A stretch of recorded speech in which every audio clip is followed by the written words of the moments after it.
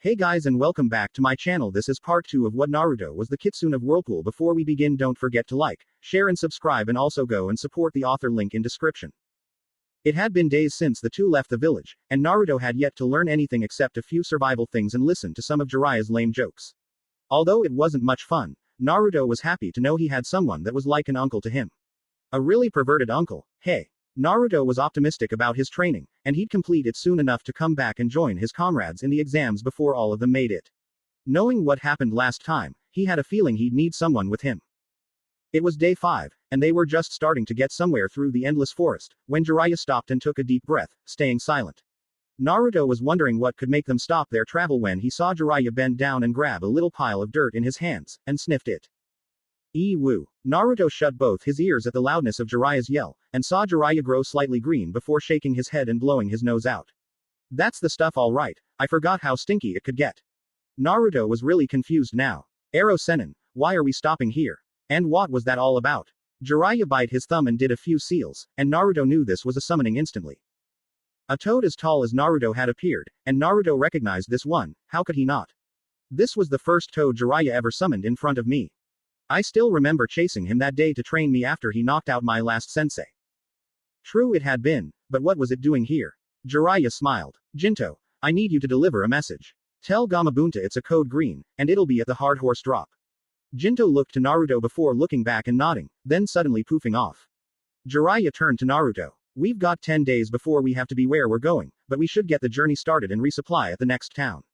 Any free time we have all used to gather information, and you have some fun before we make the appointment with Gamabunta. Naruto nodded dumbly before they walked once more.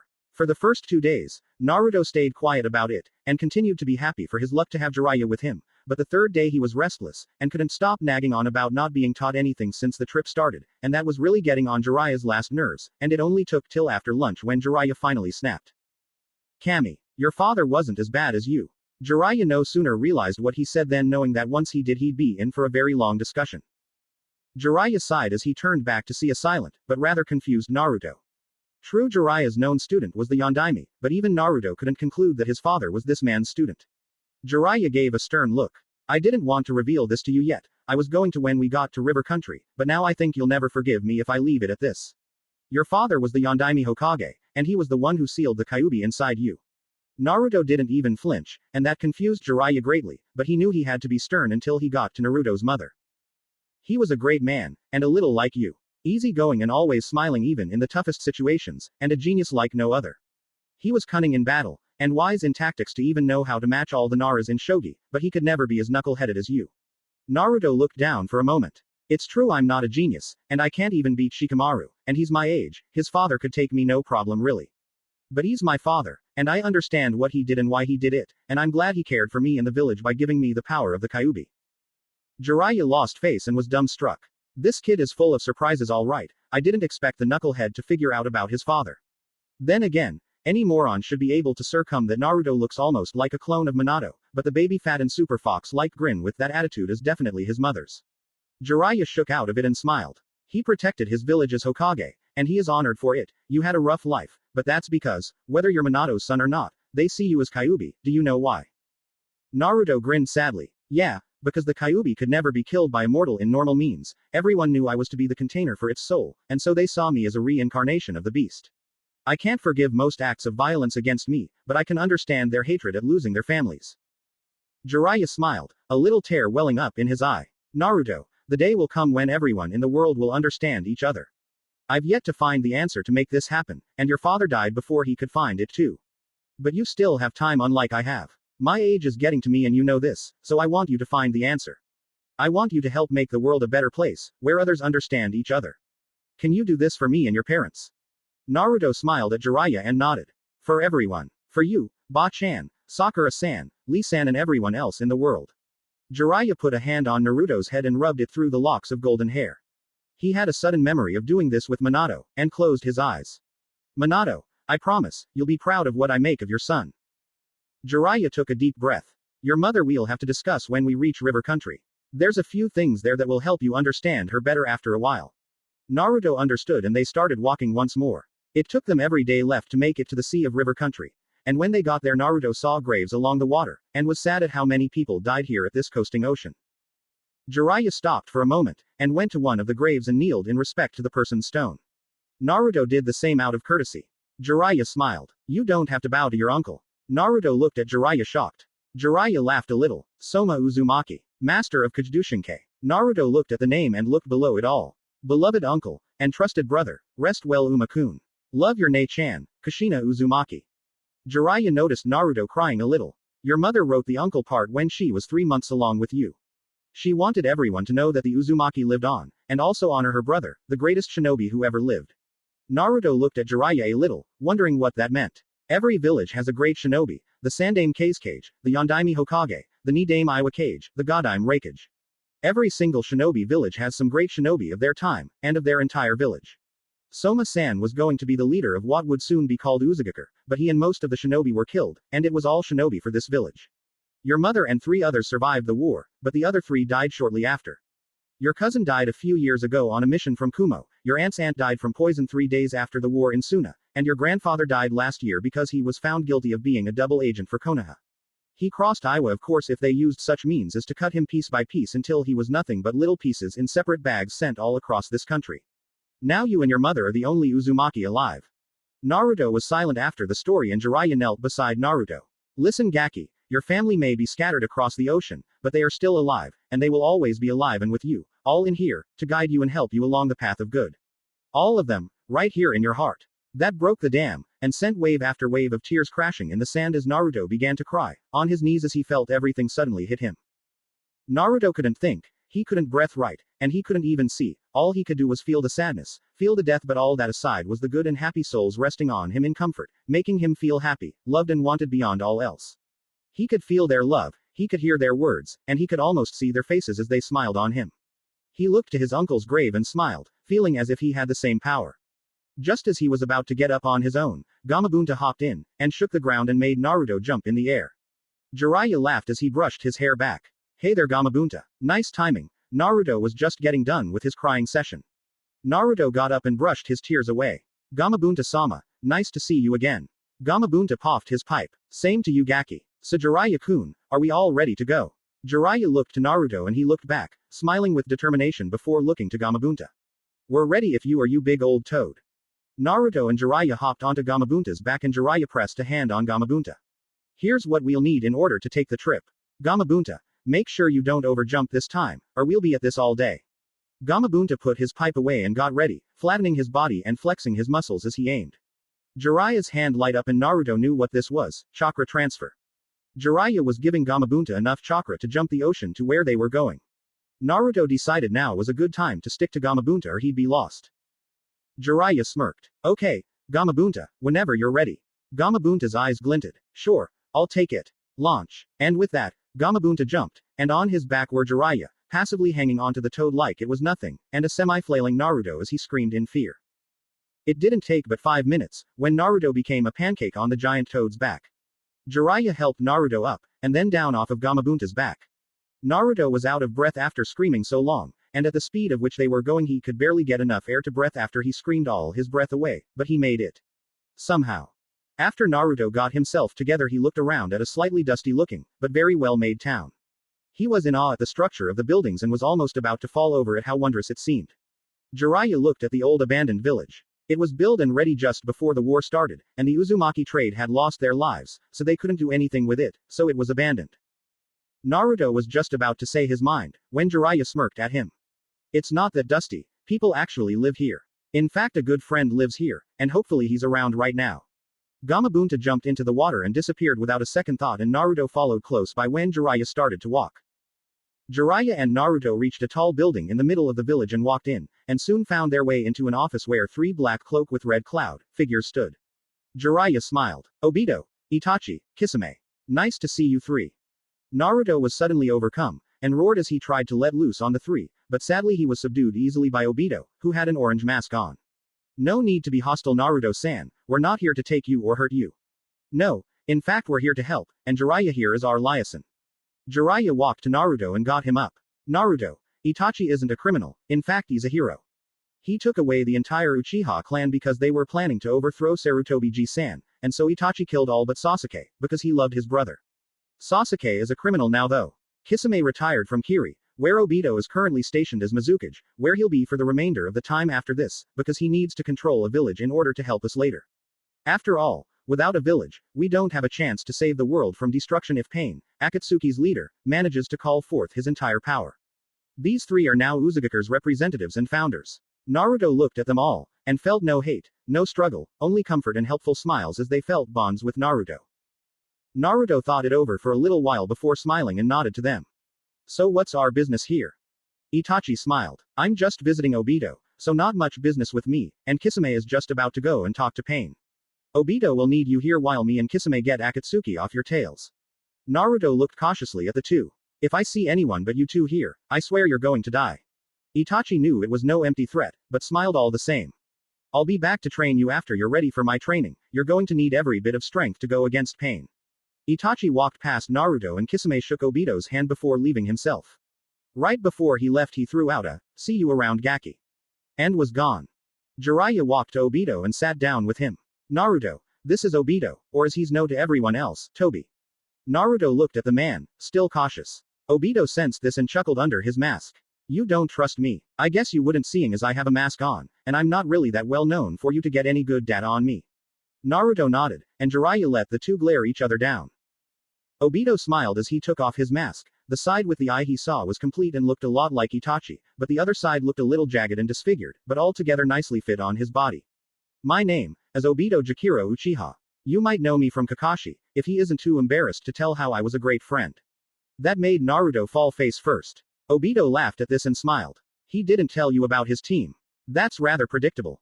Now Naruto was curious, and sat down in front of Obito. Tell me about how Kakashi was years ago. Obito smiled and looked at Naruto. You remind me of me. I was always such a fun-loving prankster. Some of my family thought of me as a disgrace, but in the end I was pretty good of a guy. Me and Kakashi were old-time rivals, and we might still be if he knew I was alive. Anyway, as me being the good-for-nothing prankster, and Kakashi being the serious rules type of individual, it was hard to find a way past his strength, and he had the heart of the girl of the team, a medic nin. She was pretty alright, but not my style. She loved him. Your father always came between us. I still wish that he could have stopped my death, but I'm glad I'm still alive. Naruto was really racking his brain to process all this information, and was failing as he seemed to be completely shocked at it all. Obito laughed a little hard before looking to Jiraiya. So what do I owe the pleasure? Jiraiya looked to Naruto for a second, then back to Obito. You're familiar with Minato's grave here in Uzi, correct? Obito nodded. He left all his secrets in that grave, and because he was the greatest teacher I ever had, I respect his wishes of not looking into his grave. Tell me, do you think Naruto is even ready?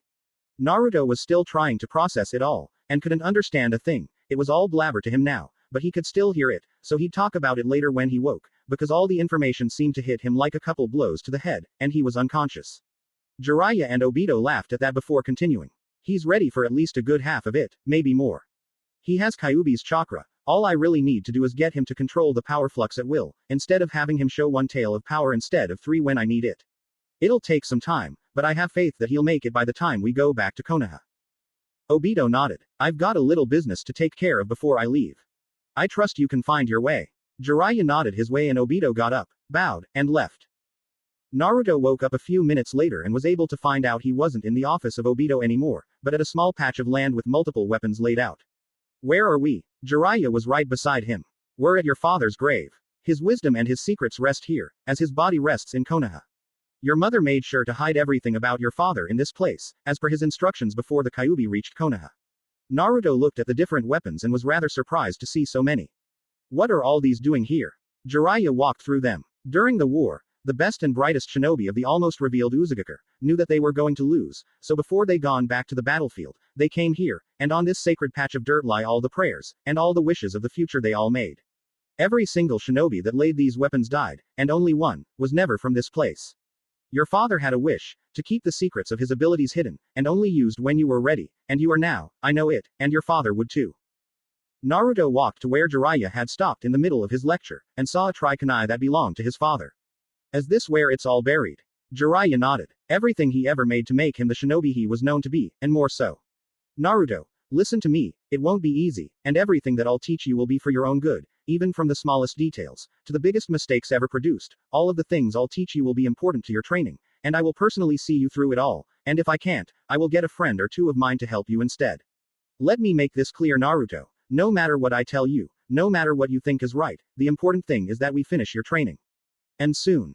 Naruto nodded back to Jiraiya, and they dug up 5 scrolls and Jiraiya picked them all up. After a moment Jiraiya picked out a black scroll. I color-coded these scrolls myself, that way I would know what Minato wrote inside. Black for technique perfection techniques and how to create your own unique jutsu. Jiraiya took out a red one. And red for Rasengan construction, preparations, and quality force. You'll be learning both of these until you can't learn anything from them any longer. Naruto grabbed the black scroll and looked at it for a moment before smiling. I'll learn everything that my father left for me, and I'll prove I'm worthy of my father's legacy. Jiraiya smiled at his godchild. I'm glad I took the job of being your godfather Naruto, now let's get your training underway. Naruto grinned and opened the scroll and started to read under Jiraiya's supervision. It took Naruto a whole week to finish reading, understanding, and actually being able to put into practice everything within the black scroll, and was happier for it. In fact, after several lectures from Jiraiya on how to control his wind element, he was able to completely utilize it like second nature. It took Naruto about a month to create 3 unique jutsu, and perfect them to his demands and his liking, especially since each try on 2 of them would put his life in danger, and considering the Kyuubi's chakra and him being a Hanyu, any mortal would be killed. 2 months took him through the Rasengan. He was able to perfect it without a clone, and even managed to make it more powerful, and slightly smaller compared to its force, but that didn't stop there, as he made different variations of the Rasengan's power in smaller form. He could make small orbs of rotating chakra on each fingertip, and if he struck with one finger, a tree would be chopped down in an instant. He could make the Rasengan force through his body to make him move faster, almost like the wind forcing him to spin or fall or rise, or even thrust a fist towards his opponent. He could take down a Junin with these skills, and Jiraiya, who was close watching, and close preparing the next step for Naruto, was proud of the progress, and proud to be the teacher of Naruto. Naruto didn't take long to force his Rasengan to become even better, with adding his wind element to the mix, and after his first try succeeded, after so many failures, Jiraiya came along to lecture him. Naruto, I see you found out about the Rasengan's potential already. Naruto turned around, huffing out of breath, to see Jiraiya smiling at him. Naruto smiled back. Yeah, I found out I could add my element in, and I did it. Jiraiya nodded. There's more Naruto. Not only can you use wind, but also lightning, soil, fire and water. My element is fire. I've made my own elemental Rasengan. Jiraiya demonstrated by lifting his hand, and making a Rasengan ball, and just as it was contained, it lit up red and fire was coming off of it in some places. Kaden. Guka Rasengan. That amazed Naruto to no end after that, and after much discussion Jiraiya finally agreed to teach him it. Jiraiya complained it wasn't for Naruto because of the elemental disadvantage, but Naruto commented on having a fire jutsu, just in case he couldn't fight wind with wind. Jiraiya knew if what he felt about the chakra paper was right, then Naruto would need at least one good fire jutsu. Naruto was happy, but the downfall was Naruto agreed to wait for it until they got to their last destination in the trip. It took them a week to reach Suna, and Naruto was happy to finally be able to see his friend again. He let Jiraiya do his things in town as he searched everywhere for the Sabaku family. It didn't take long as he found Gaara sitting near a small river. Yo, Gaara. That greeting was answered by a sudden hug from the red-haired Jinchuriki that was only a few feet away. After a bone-crushing hug Gaara stood back to take a look at Naruto, and saw the fox features still, so he knew it was the real Naruto. Naruto my friend, it is good to see you here. What brings you to my pile of sand? Naruto chuckled at that. Everyone had some kind of way to represent their home. Neck of the woodses, rock and a hard place, watery grave, the list goes on each day. Naruto smiled at his friend. I've come with Jiraiya to train. He said being in wind country could really teach me to use my wind element to the next level. He said I might even find out how to make even more jutsu for myself. Gaara looked behind him. I love this creek, it always gave me a cooling sensation whenever I was down. I guess I should thank you, because if it wasn't for our encounter I might have never come back. Naruto walked to Gaara who had stepped back to the river. Well I should thank you, you're a great guy Gaara, and if it wasn't for you, I'd have gone crazy in that hospital. To that they both laughed. It was remarkable how good they had become friends. The hospital incident was rather crazy though, as Naruto sometimes woke up and suddenly want some steak or some kind of meaty food. It was a small phase for Naruto thanks to the Kyuubi's chakra, but he had made it, thanks to Gaara using a lullaby from his childhood. It worked like a charm and everyone was grateful for it. They caught up on some good times before Temari came along. Naruto had to admit, her new look struck wonders in any man's mind, but Naruto felt more towards someone else, and he couldn't figure it out. After a few words and Temari saying yes to helping Naruto with his wind element, the siblings were off, and Naruto went to find some ramen. 3 days passed where Naruto got to realize a lot about Suna, and found a spiritual connection with the land of wind. Something inside him felt like tea could make him soar in the air if he just believed his wind was strong enough. Just on the third day he felt it, and cracked above it, he felt like the wind himself, and on that day he faced Gaara in a friendly match, and Gaara was overpowered by Naruto's skills. Just as Naruto was about to give Gaara another round, Gaara saw Naruto's eyes and was worried for his friend. Naruto, your eyes. Are you alright? Naruto was confused, and as he showed confusion his eyes were back to normal. What do you mean, Gaara? What about my eyes? They were glowing for a moment, did you not know? Naruto shook his head, and just as he did Jiraiya appeared and started to clap. Well done, I'd say. Naruto, you may not know it but Gaara has a point, your eyes were glowing. Gaara, did you notice anything during the fight? Anything strange right before you noticed the glowing? Gaara nodded. I noticed Naruto was dodging my every strike, and he was slightly faster. My sand also felt heavier with each blow he landed, it was as if he got stronger during the fight, not weaker like most shinobi. Jiraiya nodded. Kage Dushinkei. Naruto recognized that word. Wait, Kage Dushinkei. You mean what my uncle was famous for? Jiraiya smirked. That's right. The Uzumaki Kekkei Genkai. Naruto blanched. I have a Kekkei Genkai. Gaara didn't show it but was quite surprised by this development. Jiraiya walked up to them. Kage Dushinkei. It increases the person's reflexes, speeds their bodies and improves their strength. Basically you're faster and stronger all while thinking your opponent got slower. The only drawback to this, is it only appears in a few Uzumaki.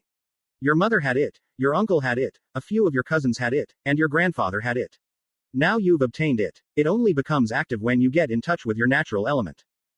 Naruto was really surprised, but was also greatly impressed and happy to obtain his uncle's and his mother's legacy as well as his father's. So I can use it all the time now.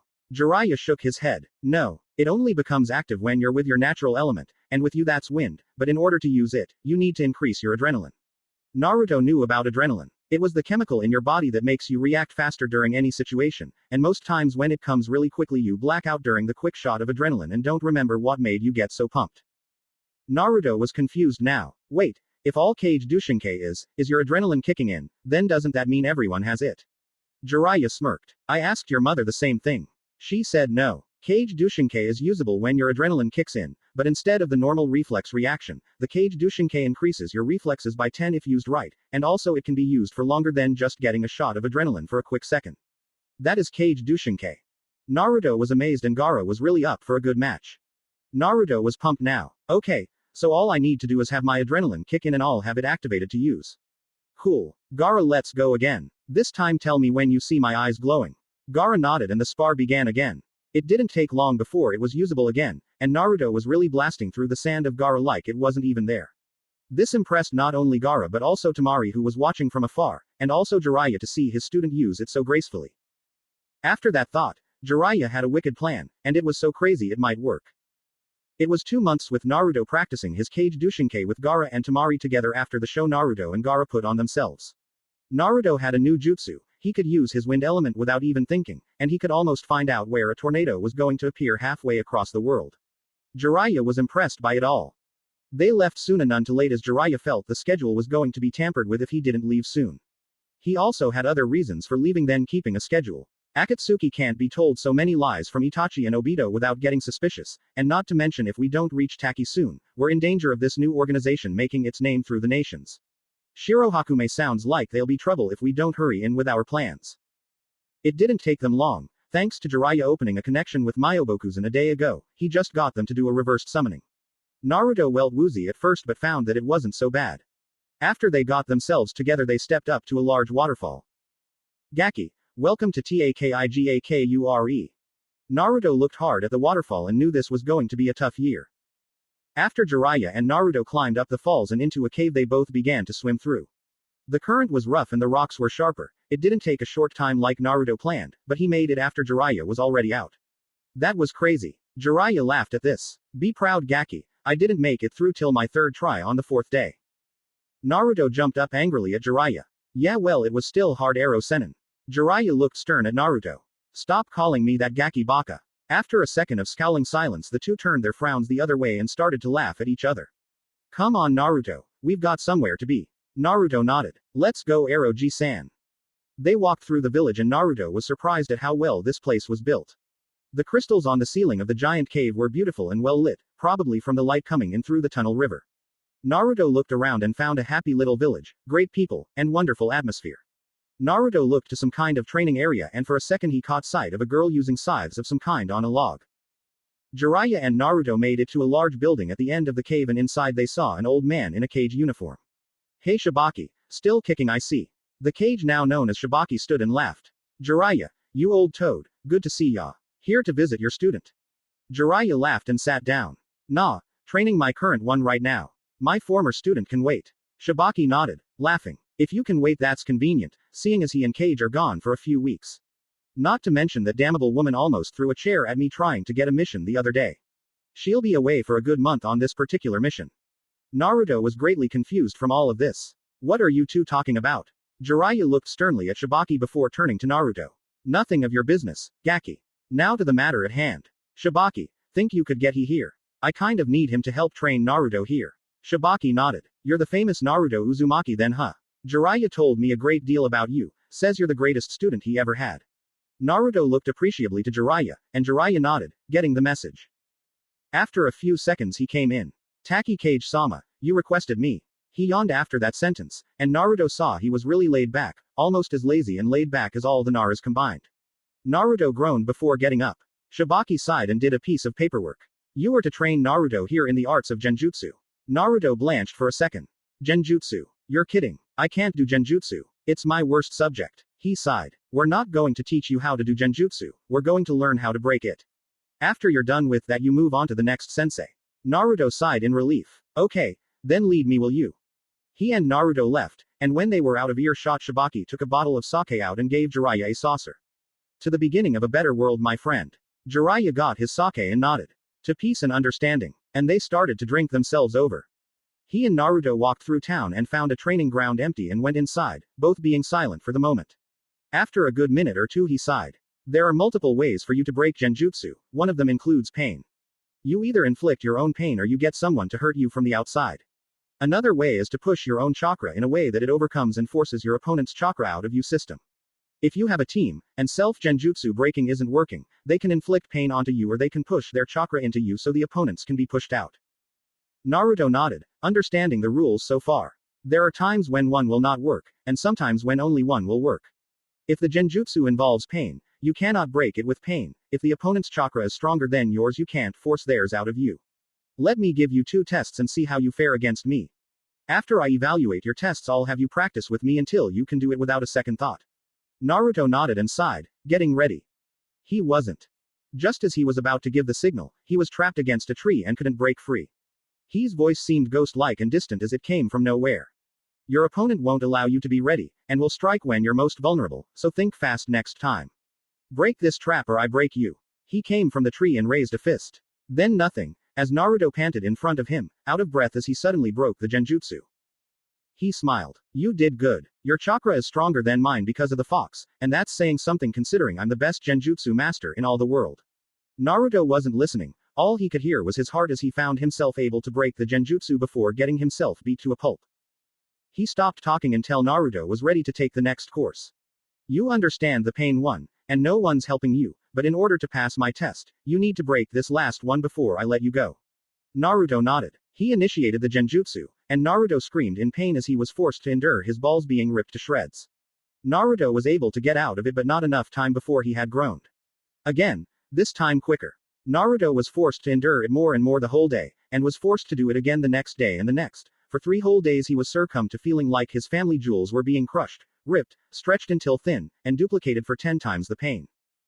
After it was all over, and he was proud of Naruto's results, they stopped. Just as Naruto and he were about to leave though they heard a loud clash of thunder outside. They looked to see Jiraiya on his ass close to a very large and very steaming hot crater just made. He sighed. Pissed off Lerxine again. Jiraiya looked over and smirked nervously. I didn't do anything I swear, I was just trying to see if she'd teach Naruto. Naruto smiled a little before they all felt it, the killer intent from hell itself. In front of Jiraiya, way across the line walked a black-cloaked girl with long blonde hair, and was very, very angry. He looked to Jiraiya. I forgot to mention, since you've been gone, she's become more irritated when someone wakes her from her rest. Jiraiya looked sternly at he before running as another bolt came dangerously close to his dick. Jiraiya ran off heavy with breath. See you later Naruto. She'll calm down enough to be your next teacher. Naruto paled before she walked by, and she was mad. Come back here, Jiraiya-kun, it won't hurt much. Naruto sighed as the rage went away. He took separate directions and Naruto once again saw the girl in the training field. He walked in and saw her spinning and dancing with her scythe, elegantly slicing the log with her weapon like he never seen. He smiled and called out when she was stopping to catch her breath. Hey, train here much? The girl meeked and held her weapon tight before turning around slowly and saw Naruto. She sighed. Minato-sama, don't scare me like that. Naruto was really confused. Minato, you mean you know my father? It was then the girl saw the fox features and turned red. Sorry. You look lots like him, so I thought you were him. Naruto was still confused. How do you know my father at all? He's from Konoha, and he's also dead. The girl looked at Naruto again. Your father. You must be Naruto, Minato's son. Naruto wasn't really patient. How do you know my father at all? He's dead. He died sealing the Kyuubi in me. The girl looked down sadly before perking up a little. I guess you're with Jiraiya. Did he not tell you? Your father was brought back from the dead, and Kushina's been here for a good 15 years. Naruto looked at her surprised. You mean my father's alive? She nodded. He left on a mission a while ago, and so did your mother. They should be back someday soon. Naruto nodded and went off to think, not bothering to say goodbye. Naruto walked around for a moment before his thoughts began to process. She knew my father, but how? He's been dead since my birth. The only was as if he somehow made it back to the world of the living because Kami wanted me to have my father teach me, but then again, he was still dead, he used a jutsu that killed him, and it even killed Sarutobi-ji-san. It's a wonder why it's even possible he's alive. But if he lived, why didn't he come see me? Did my mom tell him I was dead? That's possible, seeing as Danzo is a wicked snake of a man, but if not then why didn't I know?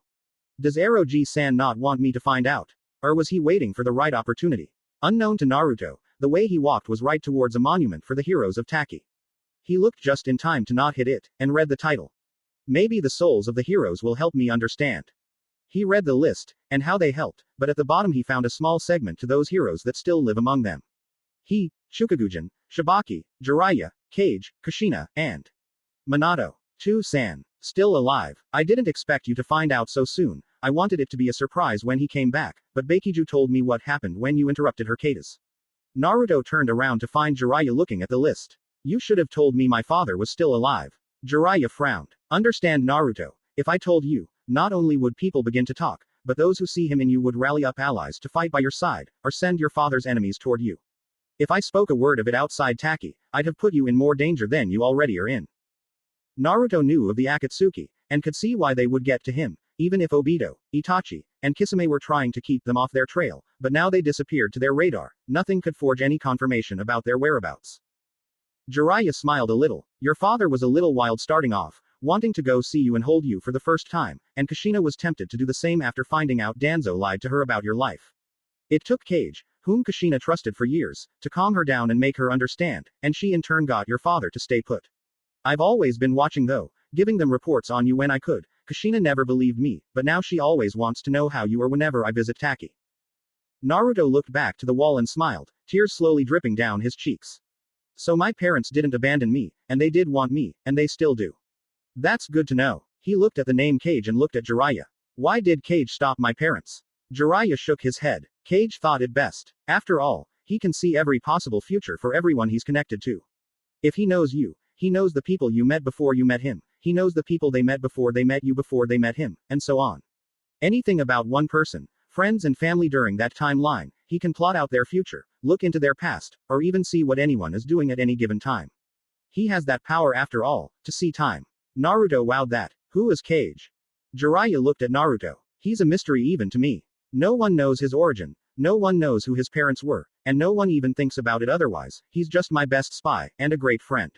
He's the one who helps me with my spy reports. He knows where I'll be, when I'll be there, and even knows who I'll meet. And he's not that bad of a shinobi to boot. He can stay even with me pretty well. Naruto was amazed by all this. Think I could ever beat him? Jiraiya turned around. Now, you don't even have a chance to land a single hit on him. After your training, you can take him on without getting hit. Naruto nodded and smiled. That crazy girl's still my teacher. Jiraiya chuckled nervously. Yeah, Naruto, when we sought out for your elements, the paper split, and crumpled up, meaning you have wind, and lightning. The girl is the best Raiden user in the village. Naruto nodded, slightly surprised to find out he had a second element. Then again, he was not so sure the paper crumpled because of wind. Jiraiya started to leave. Lurksine will meet you at the small forest area at the west side of the village. If you have any trouble finding it, or if you don't want to be late, and trust me, late with her means death. Then get someone to lead you there early in the morning. Naruto gulped. Bud nodded his agreement. He turned and looked at his parents' names once more. He smiled before leaving the wall to go train some more. Maybe I can get Eroji-san to help me utilize Kyuubi's chakra power flow within me today. Maybe then I'll be better at my training than before. Naruto was unsuccessful at finding Jiraiya after he suddenly disappeared, but thankfully he was able to find Bakiju. Hey there. Bakiju looked behind her and saw Naruto. She smiled a little. Hey, sorry if I made you a little mad because of your father. Naruto waved a hand at her. No, it's alright. I didn't know. Sorry I just left like that. You're Bakiju, right? She nodded and blushed. I am. Jiraiya told you, I guess. So, Naruto, what brings you here with Jiraiya? Naruto shrugged. I'm here to train. Jiraiya told me I'd be here with him for a whole year learning how to become stronger. He passed me through Genjutsu, and next is Lurksine for whatever reason. Jiraiya told me for my Raiden, but I'm not sure. Bakiju smiled. Lurksine is a Raiden master, and also the most accurate weapon user in Taki, besides Kage. Naruto smiled at that. Kage. He's the best weapon thrower in Taki.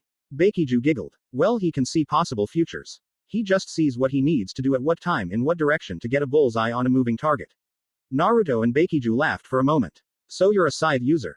That's cool. Bakiju nodded. Yeah, I kind of use my body to define my movements, but as an extension of myself I make the blade dance. It's what I do in my Kenjutsu. Naruto smirked. So let me guess, you're the Kenjutsu master of all Taki. Bakiju shook her head and giggled, smiling wide. Nope, your mother is. Kushina Uzumaki is the greatest Kenjutsu user in Taki. Naruto was certainly amazed. Niece. Is my mother really good? Bakiju nodded. She's turned down being an Anbu captain for almost 4 years now, but she's our strongest Junin. Naruto was really amazed at his mother's strength. His father he could understand, being a former Hokage after all, but his mother seemed to be pretty well trained to be that high in skill. Naruto smiled. So Bakiju, it's nice to meet you, but I gotta get ready for tomorrow. Lurksine might not be so nice to me, so I better get in all I can while I can. Bakiju nodded. Good idea, she's a rough diamond that one. See you around maybe. Naruto agreed and stormed off.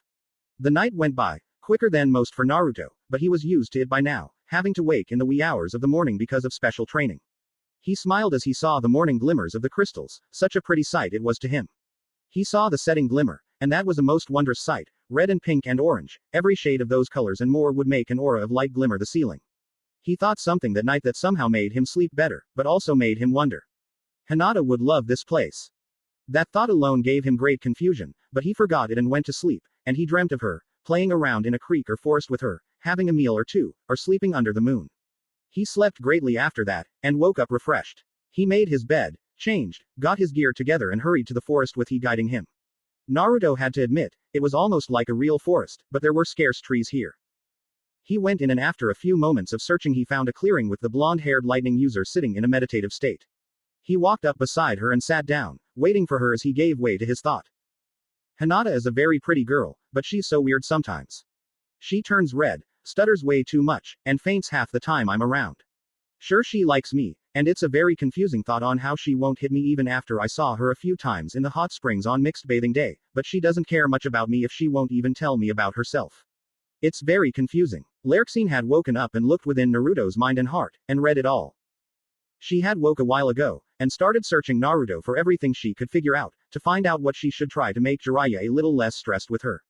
She had hurt him lots of times, and she is always mad at him, mostly because he's a pervert, but still he's a good guy on the inside.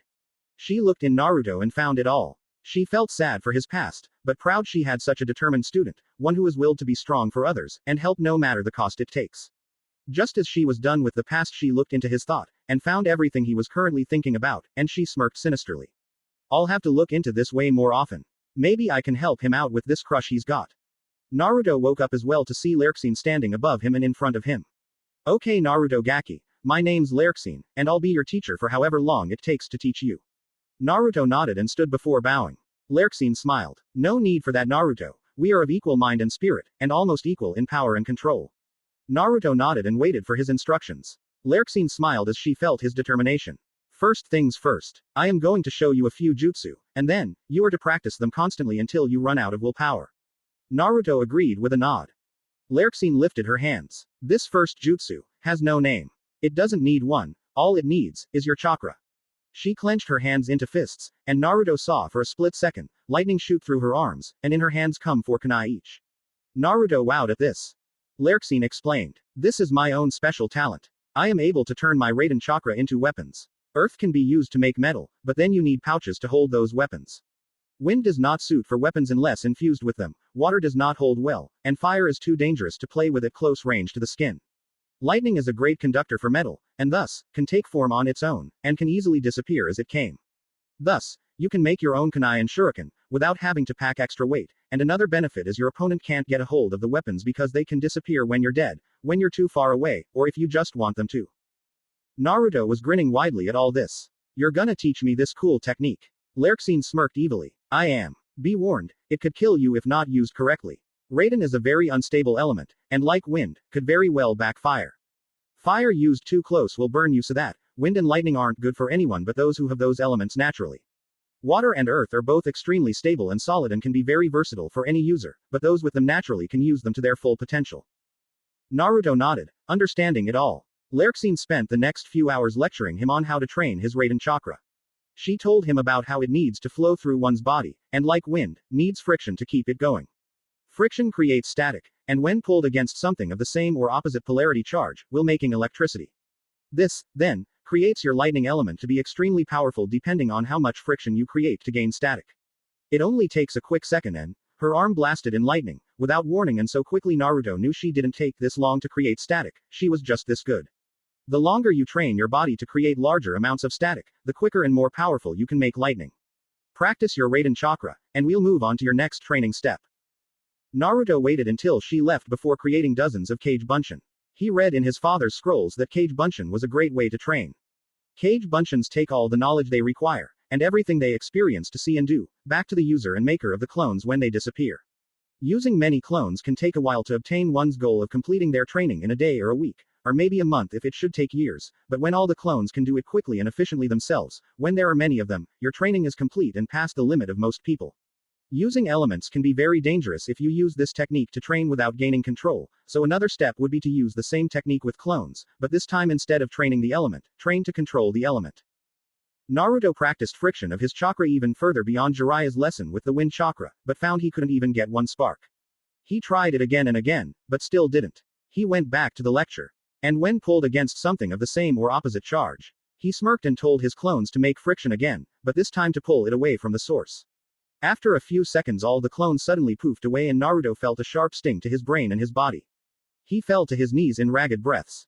Thank Kami I didn't do it myself. I know what went wrong. I didn't make it flow, I just released it. He created more clones and took a deep breath. Okay guys, this time force it to flow through your bodies. Friction. Pull away. Flow. Got it. They all saluted him and got to work. Naruto experiences multiple amounts of his clones failing to do so, but found he was able to keep going and replace each one to start the training again and again. They trained through the day, and trained through the night. Naruto wouldn't stop until it was all complete. All honesty, he wouldn't allow anything but the best, and worked himself and his clones to the bone. Lerxine came along to see him and his clones working, and left him alone while watching him. He's learning. I can practically feel how much charge those clones are producing. She decided to wait for now and watch, but also a part of her wanted to find out how to play matchmaker, and entered his memories and heart once more. She looked inside him and saw everything about this girl Hinata. See congratulations Naruto K-kun. Do you mind if I join you Naruto-kun? I made this. For you Naruto-kun. You were great Naruto-kun. Every memory of her was pleasant, every memory was a fantastic reminder of how she liked him. She searched them all over, and saw how much she loved him, and smiled. This kid is interesting. I think I should get him once he's not training at night and get him to see this feeling he has for her, and see hers for what they are. Sadly her plan wasn't going to work, as he trained day and night. It took 3 days for him and his clones to stop and get too tired to work anymore, but it was night. The good thing about all that time, was she had a plan, and began to work on it for a good while. When he was resting on a tree she snuck in and laid on the same tree, but apart from him enough to not even tough but could see him. I saw you train the past few days. You're good, better than I thought you'd be. Naruto smiled. Jiraiya-san told me I had a talent for it like my father. Told me my father was always a whiz at training until he was the best of the day. Lerxine sighed contently. I heard you had a girl back home. She sounds like a keeper if she's all over you. She took the memory just a moment ago so he wouldn't recall anything when she started. Naruto looked up. I feel like I do, but for some reason I can't remember her. I feel her feelings for me, and I for her, but somehow. It's split and weak, and at the same time, feeling strong and whole. I feel the bond of love, but I can't find her name. I know most of her face, but I can't piece together her name. Lerxine was truthfully surprised that he managed to remember most of her face, or even half of it at all. She smiled though. Tell me about her, maybe you can find that memory. Naruto sighed and closed his eyes, calmly looking for it as he pieced her face together. She has dark hair, a sheen of blue whenever I see it in the sunlight. Her face is pale, but so is her family's, but that doesn't stop her from glowing bright in my eyes, and looking flush with color. I remember the red blush of her face, and the pink of her lips. Oh, she is so pretty. She must look beautiful by now, she always was and always will be. Her eyes are pale but have a light purplish white to them, like a lavender color. Her face filled with kindness and caring. I can remember her personality, shy but sweet, low self-esteem but a very good kunoichi. I know her name. It's on the tip of my tongue. Lerxine smirked. She kept that part away for later, but now was the time to teach him. She inserted the name and memories back and what she got was a fulfillment to her heart. Hinata Hyuga, my longtime good friend, and the girl who has always cared for me. He smiled sadly. I can't believe I ever thought she was weird. I guess I really am a knucklehead. Lerxine giggled a little bit. Your mother is a knucklehead, it's only natural you get that from her. Don't worry about it though, she's a good woman, and you're a great guy. Hinata is a lucky girl to have you. Naruto looked to Lerxine. Thanks, Lerxine-chan. Lerxine blushed for a moment before lightly glaring at him. Don't get too mushy, punk, I can still shock you to death. Naruto laughed a moment. You remind me of a girl from Konoha. She's sadistic, loves to torture others, and enjoys making others feel down on themselves. Lerxine looked at Naruto carefully. Who might this girl be? Anko. She's a special Junin in the interrogation division. She's wicked and sadistic, but inside, I know she's just a woman looking to have a friend. Lerxine smiled. Yeah, maybe I am like her. Still, don't get too involved with me, punk, I could take you out in a snap. Naruto laughed at that and looked to her. Can't make any promises, it's who I am to be a good guy, but I can say I'll keep my distance if you want me to. Lerxine nodded, knowing it a joke. She looked up through the crystal light coming through the trees. It's peaceful here in Taki.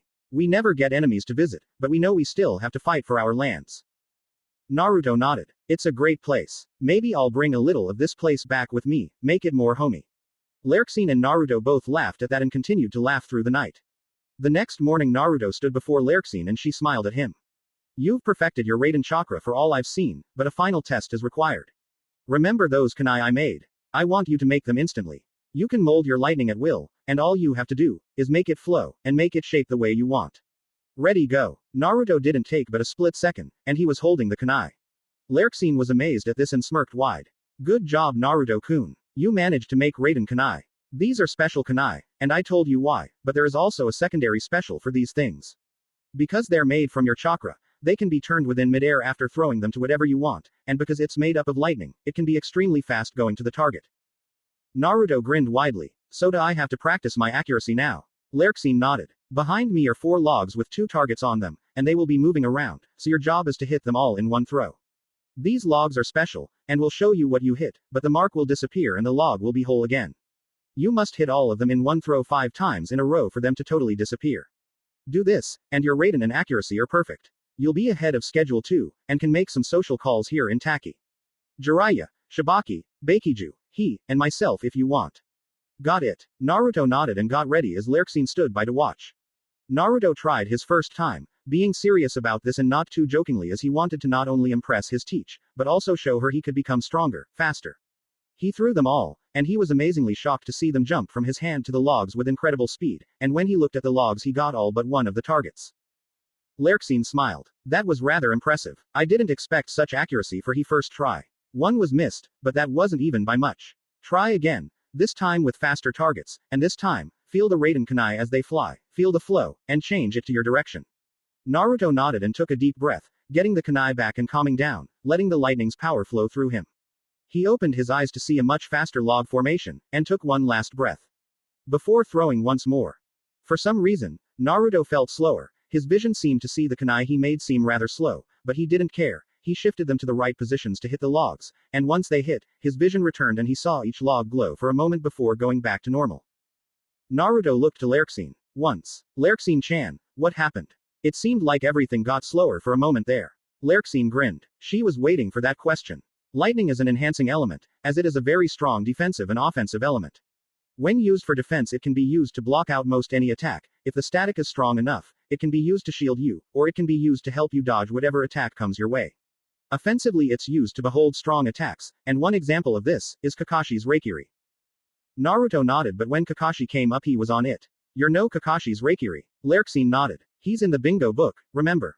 Naruto chuckled nervously. Anyway, Raikiri is a perfect example. It can charge lightning into your very hand in such concentration that it can show as if it's pure chakra, and at the same time strike down any foe. Defense and offense are both good attributes to Raiden chakra, but when used with the body, it can enhance one's speed and stamina further, and sometimes it can enhance your senses and make them faster than before. You can hear a twig snap from a mile away, you can taste the trees from Konoha from this very spot, you can feel the warmth of the sun even when it's blocked out, you can smell the faintest of smells, and even see everything like it's in slow motion. It enhances your body as well as helps defend it by attacking your opponent or defending from his or her attacks. Naruto grinned wide. Lightning is so cool. I bet if I combine my Raiden and Fuden chakras, I'll be able to kick major butt. Lurksine laughed with Naruto for a few seconds before crumbling the combination dreams. Combing two elements is not that simple.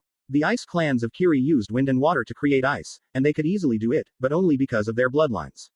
I won't say it's not possible to do it, but mixing lightning with wind is a very dangerous combination, and could kill you if practiced and not understood. Naruto frowned for a second before smiling. Yeah, you're right. Besides, combining attributes of both is much easier and much more effective than combining the elements themselves. Lurksine was speechless. The Gaki actually figured out a way to combine his strengths all by himself. What a guy. Naruto turned back around and started to do his training once more, but Lurksine stopped him. Wait there, Naruto-kun. This isn't target practice anymore, it was a cover for teaching you how to enhance yourself. Now just enhance yourself until you can do it instantly without warning and without preparation. Naruto smiled. Sure thing, Lurksine-chan. It wasn't even a whole day, and Naruto was already at the point he could keep himself pumped up and always going without even getting tired at all. Lurksine was incredibly amazed at his development. She and Naruto laid under the tree once again that night. Lurksine-chan, tell me about yourself. Lurksine looked at him a little surprised, but smiled and laid back the way she was. I was born into a good family, my parents were good people.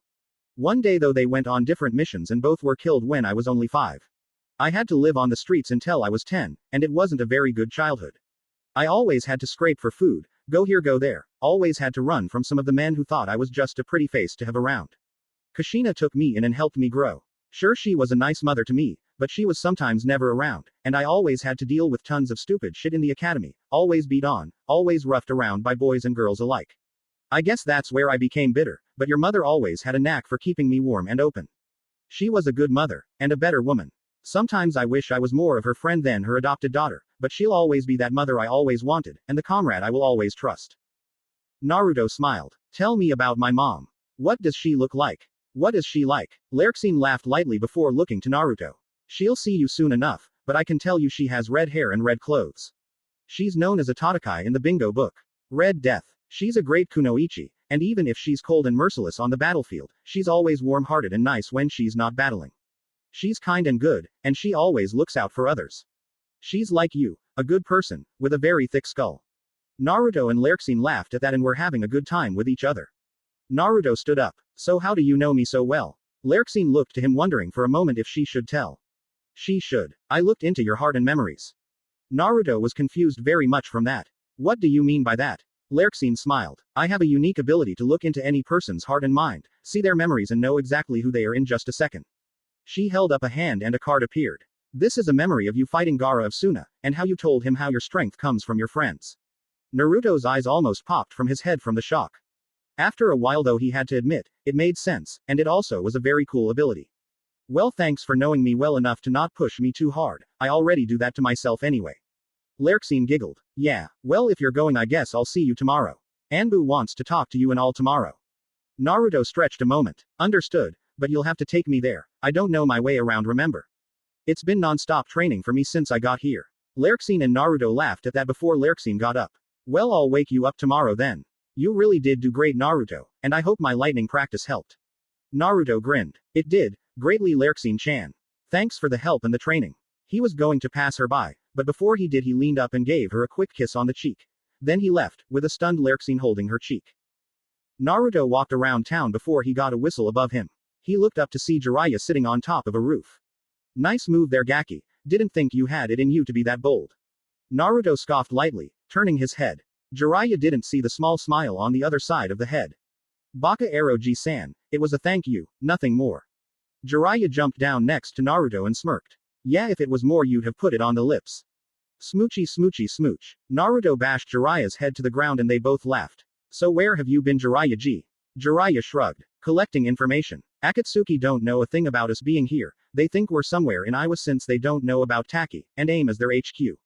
Naruto nodded. Anything else? How about when my parents will arrive? Jiraiya sighed. Naruto, I know you want to meet your parents for the first time, but don't be hassling anyone for it. Your father will be here in a few days and your mother will be back a few days later than that. If there's anything about them I know of, and trust me, I know them, then they won't hesitate to get back when Kage tells them you're here. Naruto nodded and looked down sadly.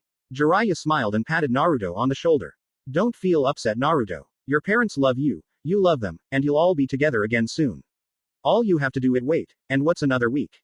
You've done fine without them for years, and once they're back, you'll finally have a family here in Taki, until we go back to Konoha. Naruto looked up to Jiraiya and smiled a little. Yeah, you're probably right, Eroji-san. I'll wait. Is there any other teacher for me to have while I wait? Jiraiya shook his head. Your ninjutsu is almost perfect, all you need to do really is make some Raiden jutsu, and wait for your father. Your genjutsu is done with, and your taijutsu will be split into two parts, Lerxine and Kage will teach you. Don't go to Lerxine, because Kage has to teach you first, he said so, and he's always right. Your kenjutsu will be dealt with by your mother Kushina, after that, we'll go to our last stop in your training, and we'll head home. Naruto agreed and they both went through town to talk for a while. Jiraiya left separate ways with Naruto after an hour, and Naruto was able to find a ramen stand open this late at night and went inside. An old woman was inside serving a bowl to Bakiju. Naruto smiled, slightly surprised to see much of anyone awake at this hour. The woman smiled towards her new customer. Welcome to Horuman Ramen, the only ramen stop this side of the elemental nations. Bakiju looked over to see her company to find Naruto coming in. Naruto-san, you're here at this hour. Naruto chuckled as he ordered a shoyu ramen. I could ask you the same. I'm used to being up this late and waking up early in the morning for only a couple of hours of sleep on my belt. Bakiju finished her bite. Jiraiya-sama, am I right? Naruto laughed and nodded. He's had me go through something harsh this past year. But I'm glad I came with him. Bakiju nodded. I'm glad you came too. Nice to see the son of the great Minato Namikaze come here. So like ramen much? Naruto grinned widely. You kidding? I love ramen. I slurp it down so fast, and so much of it, people wondered why I'm still muscular and not some big fat shinobi. Bakiju giggled at that. Jiraiya told me the same, but I didn't believe it. Naruto grinned ever still. Well, believe it. In Konoha the one ramen stand I always go to, is the best ramen in the world. I could eat it all up and send them out of business for the day. Bakiju laughed at that. So Naruto-san, want to hang out tomorrow? Naruto shook his head. Anbu wants me, Lerxine-chan told me so. Bakiju nodded. So you and Lerxine-san are close. Naruto looked up, thinking for a moment. We understand each other well. I wouldn't say we're close, but I could say we're really good friends now. Bakiju nodded again. Well, while my next bowl is coming along and yours is about done too, what's Konoha like? Naruto looked up. It's got tall trees and the fresh scent of pine in the morning. It's a magnificent sight too, forest and city combining into one so wonderfully, and the people may not like me, but I know they're good people. Bakiju smiled, imagining it as he told about it. She sighed. I wonder if I can visit someday. Naruto smirked. Maybe when I go back, you and he and Lerxine can come with me. Bakiju's eyes shone with glimmer. You mean it? I can come see Konoha for myself. Naruto nodded. Sure, why not? Their bowls came and they both began to eat after a little prayer. Although Bakiju was eating excitedly, Naruto wasn't. Sure, he ate, but not like he usually did. Bakiju looked over to Naruto, and she just felt something off. What's the matter, Naruto-san? I thought you liked ramen. Naruto turned to his friend and smiled. I do, it's just the ramen in Konoha is better. Bakiju was slightly annoyed by that. I bet you my greatest jutsu your old ramen shop is nowhere near as good as this one. Naruto laughed at that. If you ever come to Konoha, search for Ichiraku. Trust me, you'll be teaching me your jutsu after the first bite. Bakiju smiled wickedly. You're on. Besides, I bet there's not a thing about that place better than here. Naruto ate his ramen again, knowing Ichiraku was better. Bakiju was wondering if it was or not, seeing as his sensei said he usually ate it in giant bites, and even slurped it like no other food around. After they finished they left. So, tomorrow then. It was already beginning to be sun up as the crystals shone. Sure, tomorrow we'll hang out. And so they left their ways. Naruto didn't get far before Lurksine jumped in front of him. So, having fun with Bakiju. Naruto smiled. She's a good person, why shouldn't I enjoy good company?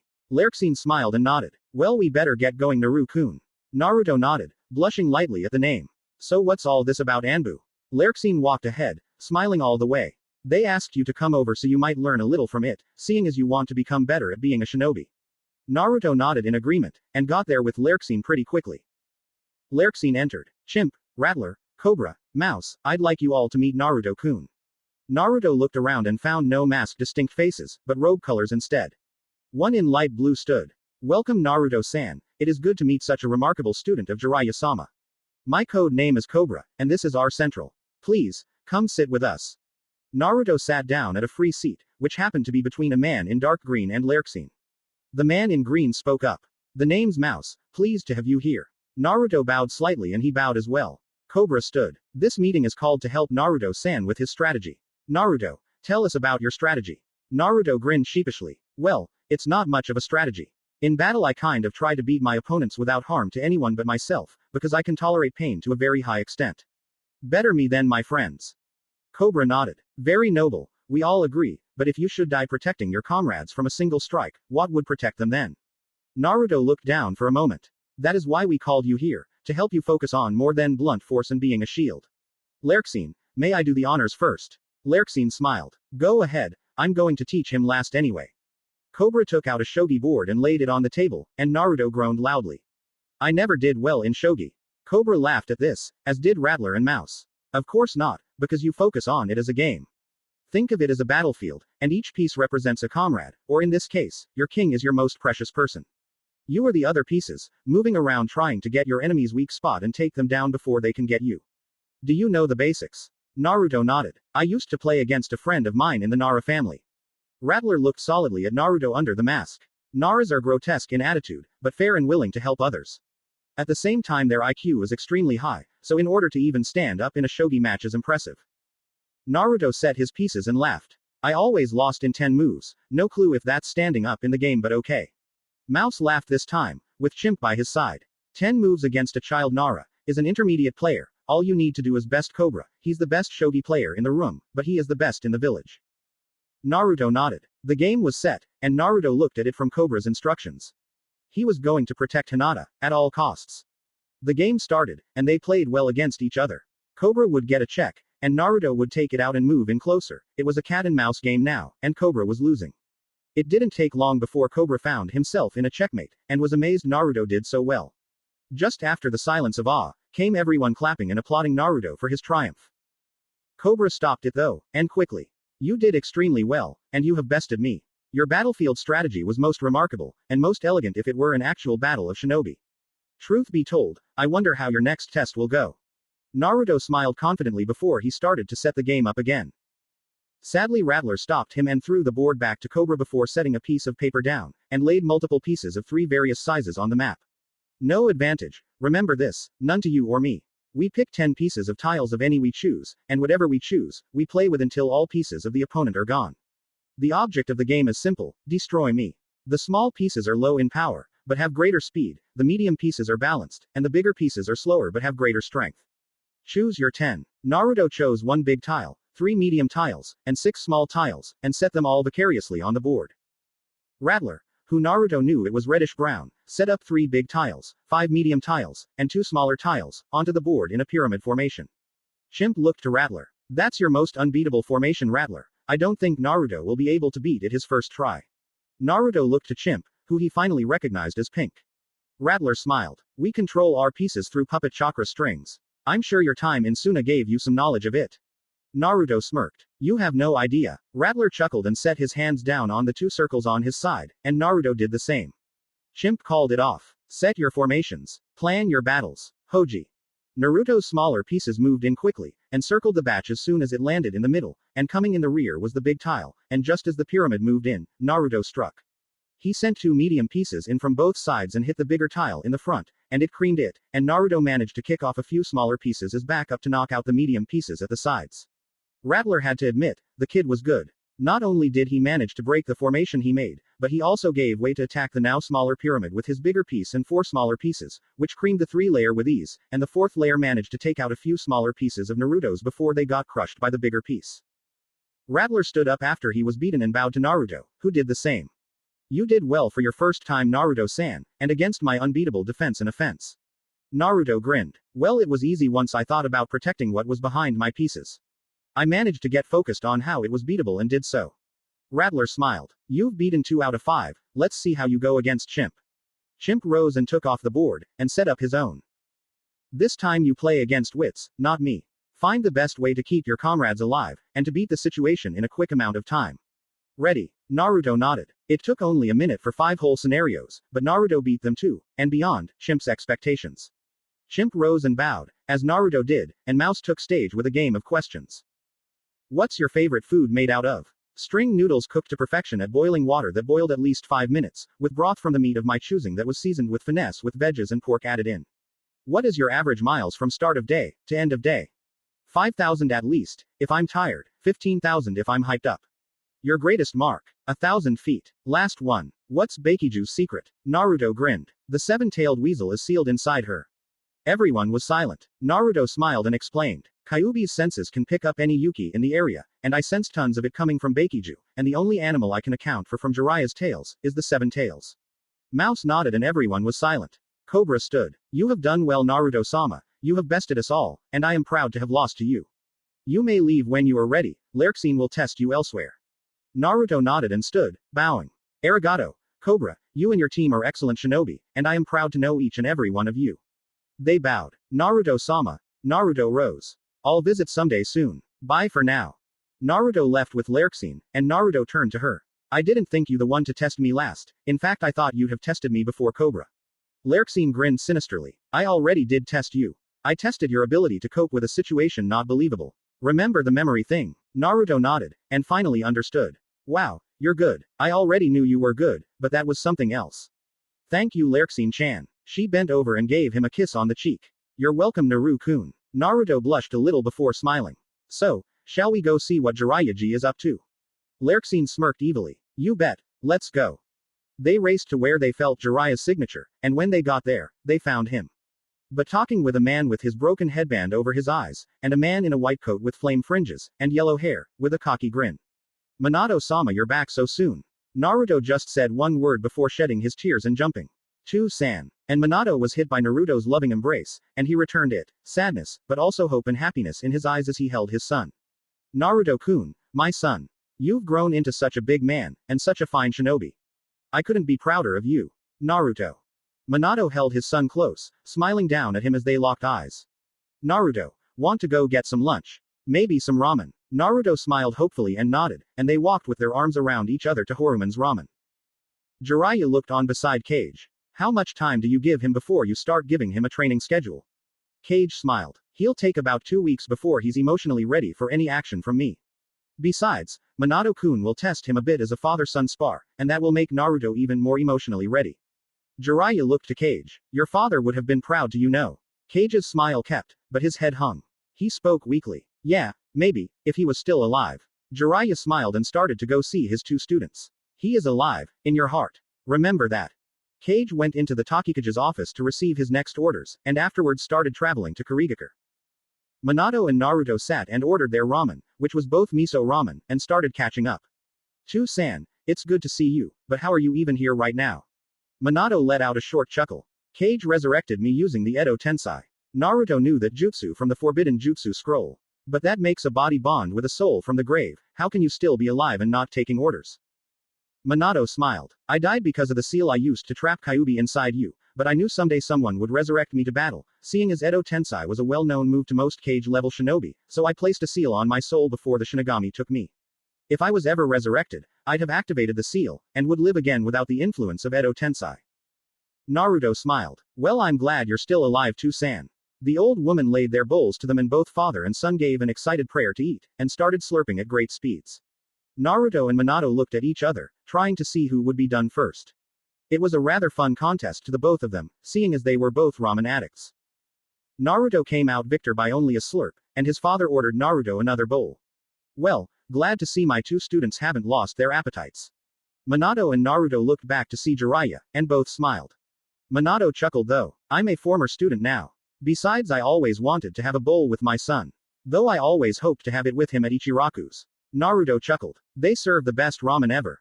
Minato grinned with his son. Totally. Old man Tyuki is a chef for Kami. Such delicious broth and tasty noodles. They all laughed at each other before having a three-way eating contest just for kicks. Naruto won another round and his father came in close second while Jiraiya was chalking on half of his noodles. They were having a good time, finally the three males having a great bonding experience, and over the simple dish in front of them. After their meals Minato and Jiraiya spoke for a second. So Ero Sennin, planning to take him to Myobokuzen. Naruto never heard of it, but he was going to go there he thought, so it must mean something good. Course. I never got the chance with you since Gamabunta said you failed the sage test he gave you, but Naruto here has yet to be tested, and I know he's going to surpass everyone in the world.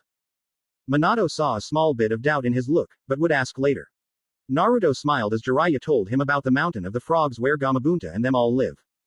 After they were done Naruto went start fixing up some Raiden jutsu, and Minato and Jiraiya walked to the small lake behind the cage office. Jiraiya knew why they were here. Minato always came here when he was troubled, or when something seemed wrong. Surpass everyone. I believe he will with all my heart, and not because he's my son, or because Cage told me so, but because I feel it in my gut. My gut never proved me wrong before, and right now, it's telling me you don't believe he will surpass everyone in the world.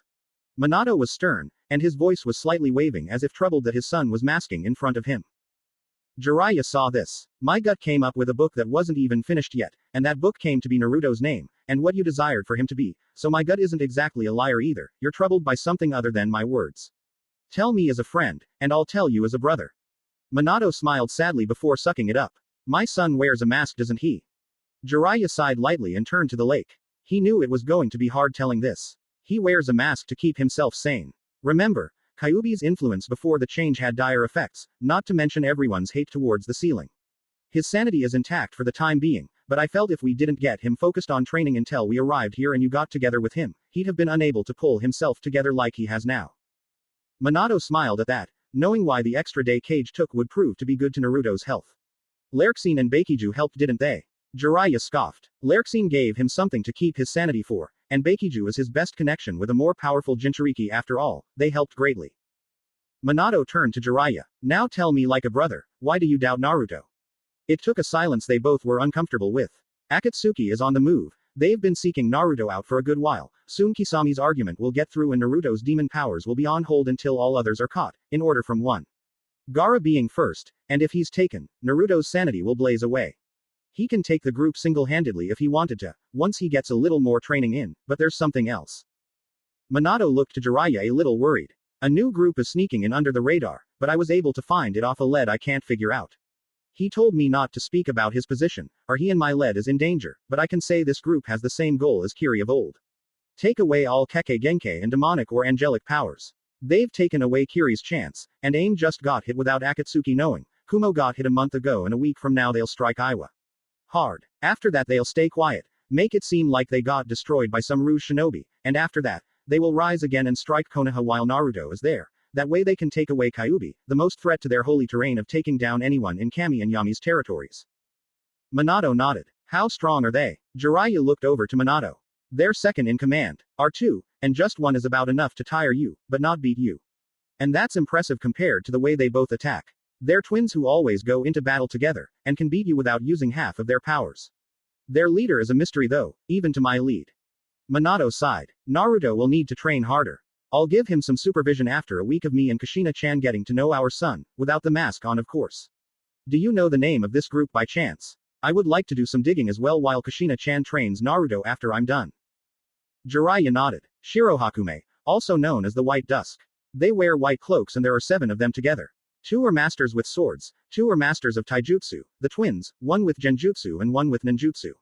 The leader is none for all I can figure out, like I said, he's a mystery.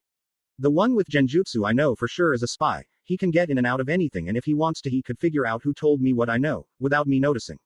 Minato nodded once more. So be it. We'll keep quiet here, and hope we find something out soon to help us through this. Naruto's going to need my taijutsu knowledge to help him through cages, and Lerxine's is going to be his best offensive weapon along with kenjutsu. He'll be ready for whoever may fight him. I'll tell him I'll be working for the Takikage for a while and keep out of sight so you can help him control the power flux that seems to be out of control, as per your letters. How long will it take? Jiraiya smiled. 48 hours if we keep going without breaks, and I tell him how to do it without having him confused. He's a smart kid, he just wears a mask because people don't see him as Naruto, and he wants to be seen and be the center of attention from time to time. Minato nodded. Hurry Jiraiya-sensei, I fear we may not have enough time to dilly-dally around more than we need to. Jiraiya turned and started walking away. 10 months is all we need, the Chunin exams will be in Konoha, and if I'm right, the Akatsuki are planning still for Gaara by then, so Naruto becomes Chunin, kills some Akatsuki, and saves Gaara, all will be fine. Trust me on this. Minato smiled and chuckled under his breath as Jiraiya disappeared in the distant shadows. Jiraiya worked Naruto to the bone along his training as soon as Naruto woke up the next day, and Naruto knew it was worth it. Jiraiya had him feel the chakra inside him, and pull on more power, and in 24 hours Naruto got the hang of getting more of Kyuubi's power to his body, and he could get all 9 tails and stand them without any consequences. The next 24 was getting rid of the power, which wasn't so easy. Naruto had to control the power flux up and down until he could go from 3 tails to 8 and from 9 to none in split seconds. He could easily control the power flow after the last hour. Jiraiya smiled after pushing Naruto beyond the normal limits, and had him and Minato go for 4 ramen, and they enjoyed their bowls and left just in time to see a blur of red tackle Naruto. Minato and Jiraiya smiled as Naruto was squeezed by Kushina, his own mother, as she cried on his shoulder. Naruto smiled at his dad and held his mother back, letting her sink her sadness and happiness into him. He knew his parents were tricked, and after traumatizing events his mother wouldn't be able to tell from truth or fiction, so he just cried to her as well, happy to see his parents both here for him. Just as Minato said, he and his family all took off their masks, although Kushina never really did wear one as she had no need to, but the 2 boys did and they were all happy and talking about their lives so far and what Naruto knew. A week of family bonding and Naruto's mask vanished for good. All he was a happy guy that loved to have fun. He wasn't a prankster that does wild stunts or is a bubbling idiot, he's a wise young man with a purpose to protect his family and friends. He was the son of 2 of the greatest ninja from their respective villages. After Minato and Kushina talked about Naruto's training, they agreed Minato would give Naruto some taijutsu training before Kage had his way with him. They stood on the water of the lake and Minato smiled at his son. Okay, Naruto, are you ready? I won't hold back. Naruto nodded. I don't want you to hold back, I want the full experience of a ninja. Minato nodded and they took different stances. Minato standing like Lee in feet, but his hand had one of his kunai in them and was bent forward and towards his head, the ring of the kunai facing the neck. Naruto took a ragged taijutsu stance. Minato smiled wide before flashing in a bright yellow light and was behind Naruto. Naruto looked back just in time to be hurled back by his father, and forced again as Minato went behind him again. Naruto coughed lightly at the sudden lose of breath before getting up. Your name precedes you too, San, but I was able to figure out something during that brief second. You're not teleporting, you're just moving really fast. Minato laughed a little. You figured it out. Lerxine's Raiden training did you some good if you could see that. Naruto grinned. It took my lightning enhancement to its maximum without burning my eyes, and my Kitsune to see you at all. Minato gawked for a second before grinning. Your mother will be proud to hear that, and I'm already proud of how you know about my Hiroshin, but if you saw me, why did you let me hit you? Naruto frowned slightly. Because I could barely move in time to block, even if I saw you for a brief second. Minato stepped his feet on a protruding rock and got back into stance. Too bad, because you're going to have to use all your skills to even stand a chance against my skills. Naruto nodded and grinned. Bring it on, Dad. After a few more rounds of getting his butt kicked, Naruto began to see better, and see faster than before as he kept enhancing his sight with his growing Kitsune abilities, and was able to see his father's abilities for a second to come up with an analysis, then block for the first time. Minato smiled at his son. Great work, Naruto, you're doing well. They jumped back from each other before Naruto began to laugh quietly, and grow in volume. Minato was confused at this before Naruto smiled to his father. Your Hiroshin is nothing more than a trick. Minato frowned at that. It's not a trick, but I can understand how you guessed. Minato put his kunai away. Minato walked to his son. Hiroshin. It has been rumored that it is a teleportation jutsu. Some argue that I force a clone to another place and switch places with him just before destroying him, thus creating a static from my body producing a clone and taking it away as it moves. Using that much energy on an incomplete clone that's being moved from where it was to where I was while I use Kawari would indeed produce a yellow spark from my hair. Naruto met his father eye to eye. They're wrong. I use Fuden to increase the speed at which my body moves, combined with some Raiden chakra to increase my body's reactions and enhance the Fuden chakra's potency to move me. Since I cannot use Raiden as well as I can use Fuden, it gives a flash of yellow because of the Raiden, but it moves with me, making it look like I'm moving faster than normal. Sometimes I was forced to use Kage Bunshin to make it seem like I teleport and to make the jutsu more lethal, but it's all the same. This is Hiroshin. Raiden and Futen speed enhancing abilities to make myself faster than any normal man. Naruto smiled and nodded. I knew it wasn't a trick, but I just thought if I was wrong, then I might as well accept my father being a prankster. Minato and Naruto both laughed at this before hugging once more. Minato grinned as he told Naruto that the training here was to teach him Hiroshin, and then fight on equal grounds. A week passed of Hiroshin training, and Naruto moved so much faster now that Minato had a hard time keeping up, and during the spars he would always tie because he had the most experience battling between the two. That and he created the jutsu and the Kajushinkai wasn't all that impressive because of Kushina. Kage didn't waste a second, because just as Minato hugged and congratulated his son, he appeared and smirked. Nice going. Honestly, I wouldn't believe you to be a genin at all. Minato sighed. Naruto, go and get to know Kage, he'll teach you taijutsu. Naruto nodded. Will you be at Horuman's tonight? Kage smiled. I wouldn't dare keep him away from you, Minato, no matter how much of a slave driver I am in training. Come Naruto, we've got much to discuss. Naruto said bye to his father and went with Kage into the training grounds he took him to. Inside, Kage sat down and took a deep breath. I'll be teaching you an ancient art, forgotten over centuries of arrogance and pride. This taijutsu is very dangerous to your enemies, and it's perfect for you. You call upon your taijutsu as if you want to scramble your opponent's brains all over the ground, but you try to do it with grace and elegance, which contradicts the animal inside you trying to rip out the guts of your enemy. That is why I will be teaching you first, then Lerxine, and then you spar against us while trying to combine both taijutsu into your routine. Naruto nodded and stretched a little. Kage, what's this I hear about future sight? Kage smiled and laughed slightly. I can see the future, or possible futures I might add. It's not written in stone, so it take a while to find the one that I can make happen when I can be included in. Naruto smiled. So you're making it so me and all my precious people live and be happy together, right? Kage smiled sadly, though Naruto couldn't see the eyes with the band over them. I am, but even I cannot help forever, Naruto. My powers are great, and my powers are strong, but even I have my limits. I can only see into the future for a whole 2 years from now for everyone's future, and I knew of every step and rank it will take to make the future bright for all human beings, but after the 2 years are up. The future is once again unpredictable, even for those who know what will happen even without my powers.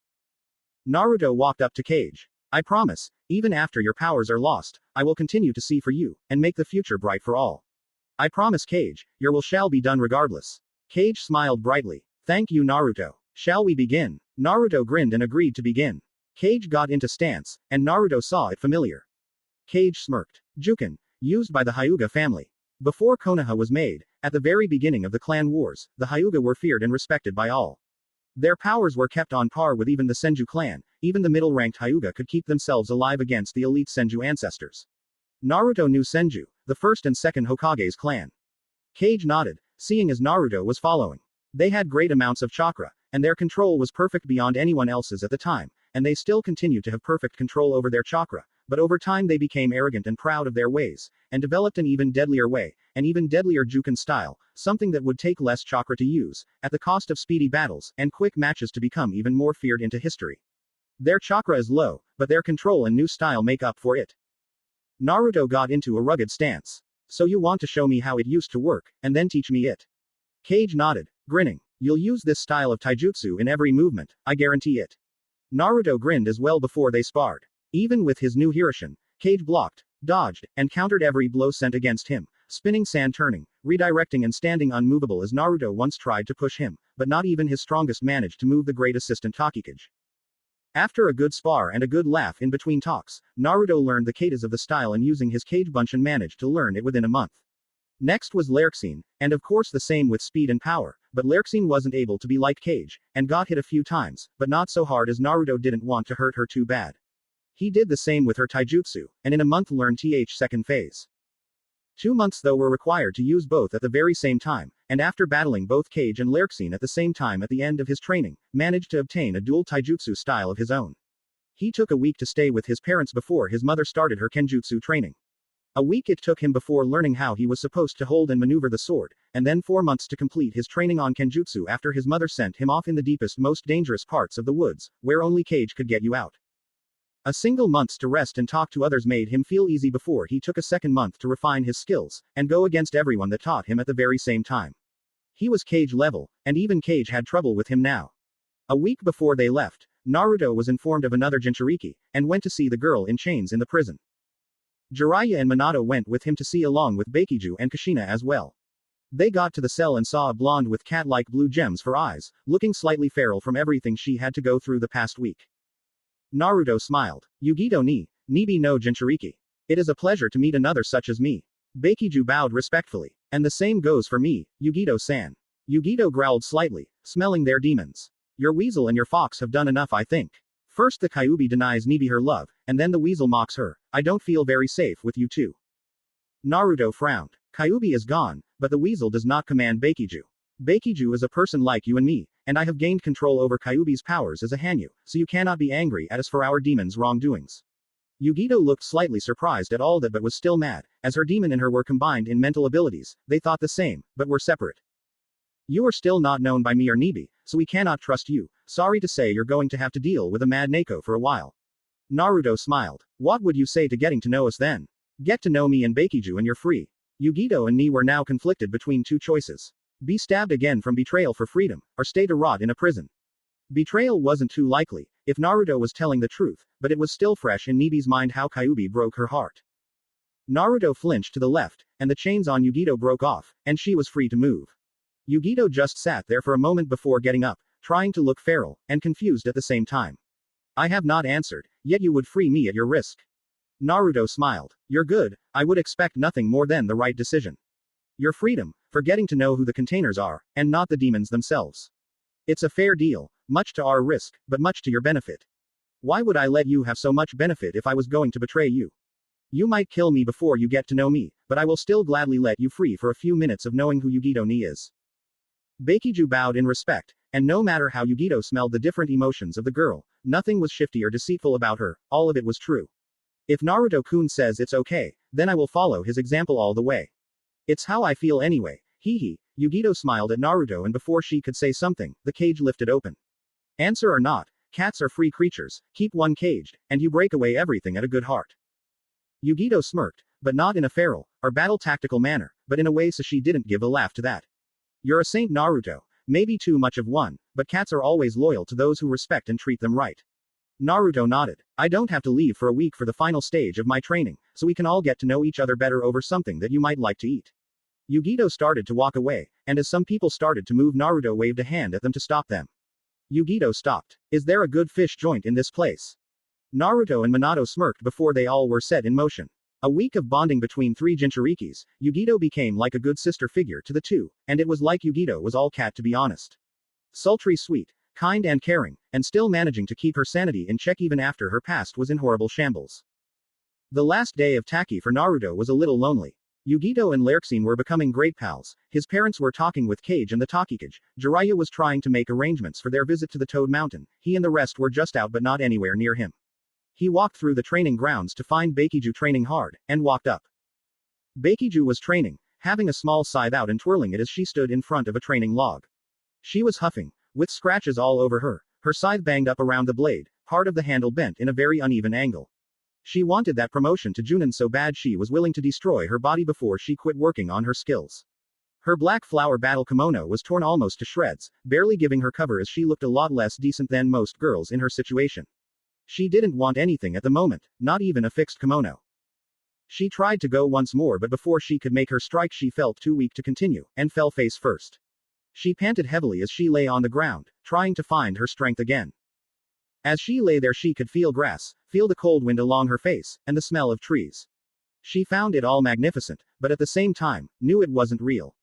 Takigakure was almost barren with rock and crystals, only sparse vegetation and a few plants here and there, but still, it gave her comfort to know she could always find comfort within her home, even if she dreamt of another home.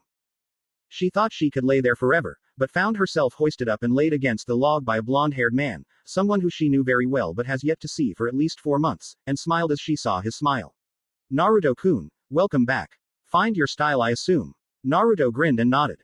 Yeah, and thanks to you, I was able to perfect it. Your scythe practice when I first came here made me realize I needed to use a natural element of my body.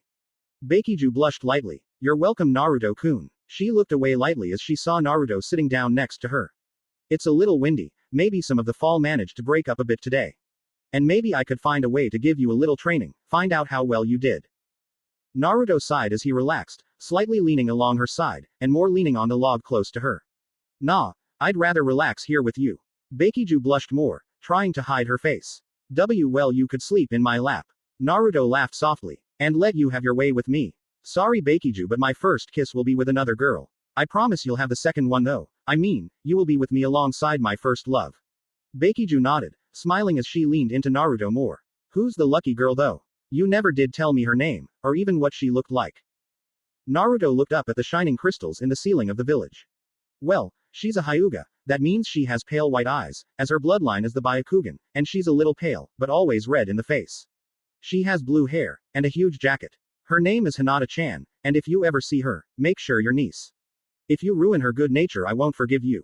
Bakiju sighed, knowing it was true, but saw the light in his words. He knew she wouldn't. She thought about how the girl looked from the short details but got as most as she could before falling asleep. Naruto sighed. He rested there, knowing that it was only a matter of time before his father's words would jar him for life. You're a Namikaze, and combined with a fox demon's power. You're not going to be with only Hinata, Naruto, you're going to be with a few others. Multiple wives will be your life. You're going to have to choose 4 others at the least before things get any better for you. Naruto sighed. I know I have to, but Hinata deserves me first. She's waited for years, and she deserves my first everything. She needs to know she was the first girl to ever be in my heart truly. Sakura was a phase. Bakiju and Lerxine will have to wait, but I will love all of them equally. They will all be in my heart as equal lovers, but as independent as the next. Hinata though deserves my first kiss. I need to give it to her because I was such an idiot. It was an hour before Bakiju awoke, and they talked some more. Just as they got up, everyone was there with them. Jiraiya, Minato, Kushina, Lerxine, Yugito and he, all there together. Naruto smiled and they all left for the Toad Mountain Myogakuzen, a whole month of training in the sage arts. Naruto was even better at gathering sage chakra than Jiraiya was at all. Although he could gather sage chakra while being still, or even walking around or more so running at great speeds, he was not able to combine with the toads as his demon chakra forbid it. It was still a successful trip, and Jiraiya taught him the Hellfire Rasengan like promised in compensation for the lack of fusion. They even managed to meet Kyuubi along the way back to Konoha, much to everyone's surprise. She said the Shinigami was giving her a second chance on life, but as a human soul and not a demon fox. It was a shock, but everyone knew it was a true thing. The walk back was all about Kyuubi's bonding with everyone, and the day before they returned, he and Kyuubi suggested genjutsu to hid themselves until they were safe. They became Naruto's fox-like features to hid among the group, and when Naruto returned to Konoha, they came back out in the Hokage's office. End the 3-chapter flashback. In a mansion hidden in the mountains of southern Konoha, 7 people gathered around a table. 2 carried giant swords, 2 of them were girls with red symbols on their shoulders, and one was in the middle of them all, as commander, with strange symbols glowing red on his white cloak, the same white cloaks they all wore. The leader looked to a man, a skinned man at that. Report Kijinku, what have you found out? The man spoke softly. Kyuubi's container along with the 7 and 2 are together in Konoha, and the 9 is preparing for the exams. The El Keter looked to the man with 2 swords on his back. You shall test him. Make sure to bring me back a bone to show me that you are strong enough to take this monstrosity down. The man spoke in a similar voice as someone but no one knew who. I shall leader. If I cannot, then what shall I do? The leader's killer intent grew to scare them, but the man stayed passive. Then you fail, but all will be forgiven. It is only a matter of time before he faces me, Nikoyan. The man with a single clear sword on his back spoke in a ragged loud voice. I shall go as well. If Nikoyan fails, I'll see if I can't take the 9 down a notch to make it more fair. The leader nodded. Meeting is finished. Go to your posts. And the lights went out to show darkness. Kiba snoozed as he got bored with sitting there watching Naruto train Hinata. It had gotten boring that Naruto only gave a talk to her on how to improve herself further before he even had a chance to see her abilities, but Kiba knew it would come his turn, so he just rested while Hinata got special training first. Naruto had sat down with her away from Kiba to get her started before the week of Chunin exam attendees came in to ruin their fun together. Okay Hinata-chan, tell me how well your training's gone and I'll see if I can't help you improve further. It'll help me know what to train you for so we both make it through without much trouble. Hinata nodded. I've been training in my Juken like everyone else in the clan, but I don't think that'll be enough, so I've been secretly practicing a new style in order to improve my defense and my offense. Naruto smiled. Good idea Hinata-chan, your family's Juken isn't as great as it once was, so improving it with a new style will not only help you, but your family as well. Hinata smiled and blushed brightly before the words sunk in. What do you mean not as great as it once was? Naruto grinned. I have a friend who knows the old Juken ways, it's been lost ever since the great clan wars hundreds of years ago. Hinata nodded, not doubting her love but wondering if it was all true. Naruto smiled gently. Hinata-chan, get in your stance. Hinata got up and got into her normal Juken stance, only to find Naruto behind her grabbing her left thigh and her right elbow. You've got to relax, Hinata-chan. The more we improve your Juken stance, the better your other stance will be. Hinata blushed bright red and relaxed as much as she could for her love, and found a twist in her leg for a much firmer stance, something she felt would give her a better scope around her body for defense, as well and help her keep balance better.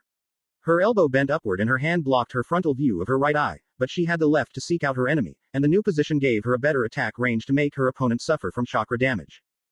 Naruto smiled. Keep that stance, get used to it until it's embedded into your memory and you can call into it immediately. His breath climbed down her neck as he was still standing so close. She shivered lightly but tried harder to keep herself focused on the training Naruto was providing. Naruto smirked before walking in front of her. Strike with your body, make your entire body move out of position and recall it again. Hinata nodded and did so. She didn't get it right away, but then again Naruto didn't expect her to. Again Hinata-chan. It took her only 10 times to get it right, and another 5 to get it right over and over again. Naruto finally got her to get the stance just right. Now Hinata-chan, I want you to train it with me. Some sparring will help you get better. Hinata blushed red, unsure if she should, but Naruto pouted.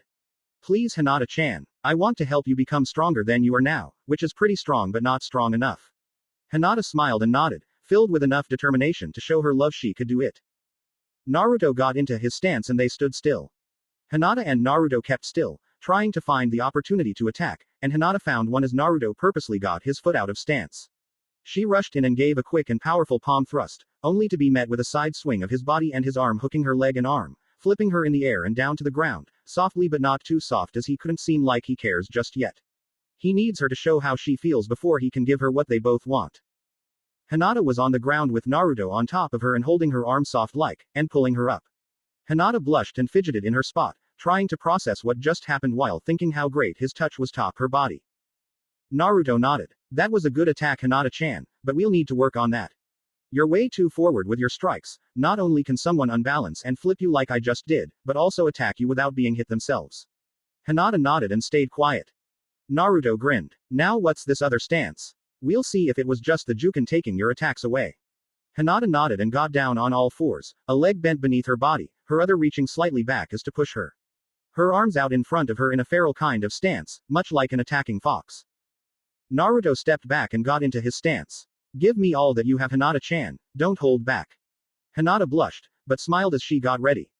It took a second and she jumped forth, running on 4 limbs, and when she got close to Naruto, she jumped up high and as she started to fall she lifted her arms, but her eyes stayed on Naruto, which made him think she was really trying like he wanted. He smiled before sidestepping the first claw-like strike, and found another coming at him, and just managed to dodge it, and found her spinning head first to the ground. He saw her arm stretch and catch the earth to stop herself, and with his momentum of having stepped back, spun his leg back and around to the front. He caught her hand and lifted it away, but he was too late as her body caught up, and she landed on her feet, her head down, but he knew he saw a slight gleam of white catch him, and stopped his foot after an inch of where the hand was on the ground, and swung forth with a kick to the stomach. He didn't have enough momentum or balance to stop what happened next, as Hinata's other hand came up and stopped it, while the hand that he stopped from saving her fall came forth again and both hands hooked his leg, and she shifted back and lifted him up, and was going to slam him to the ground.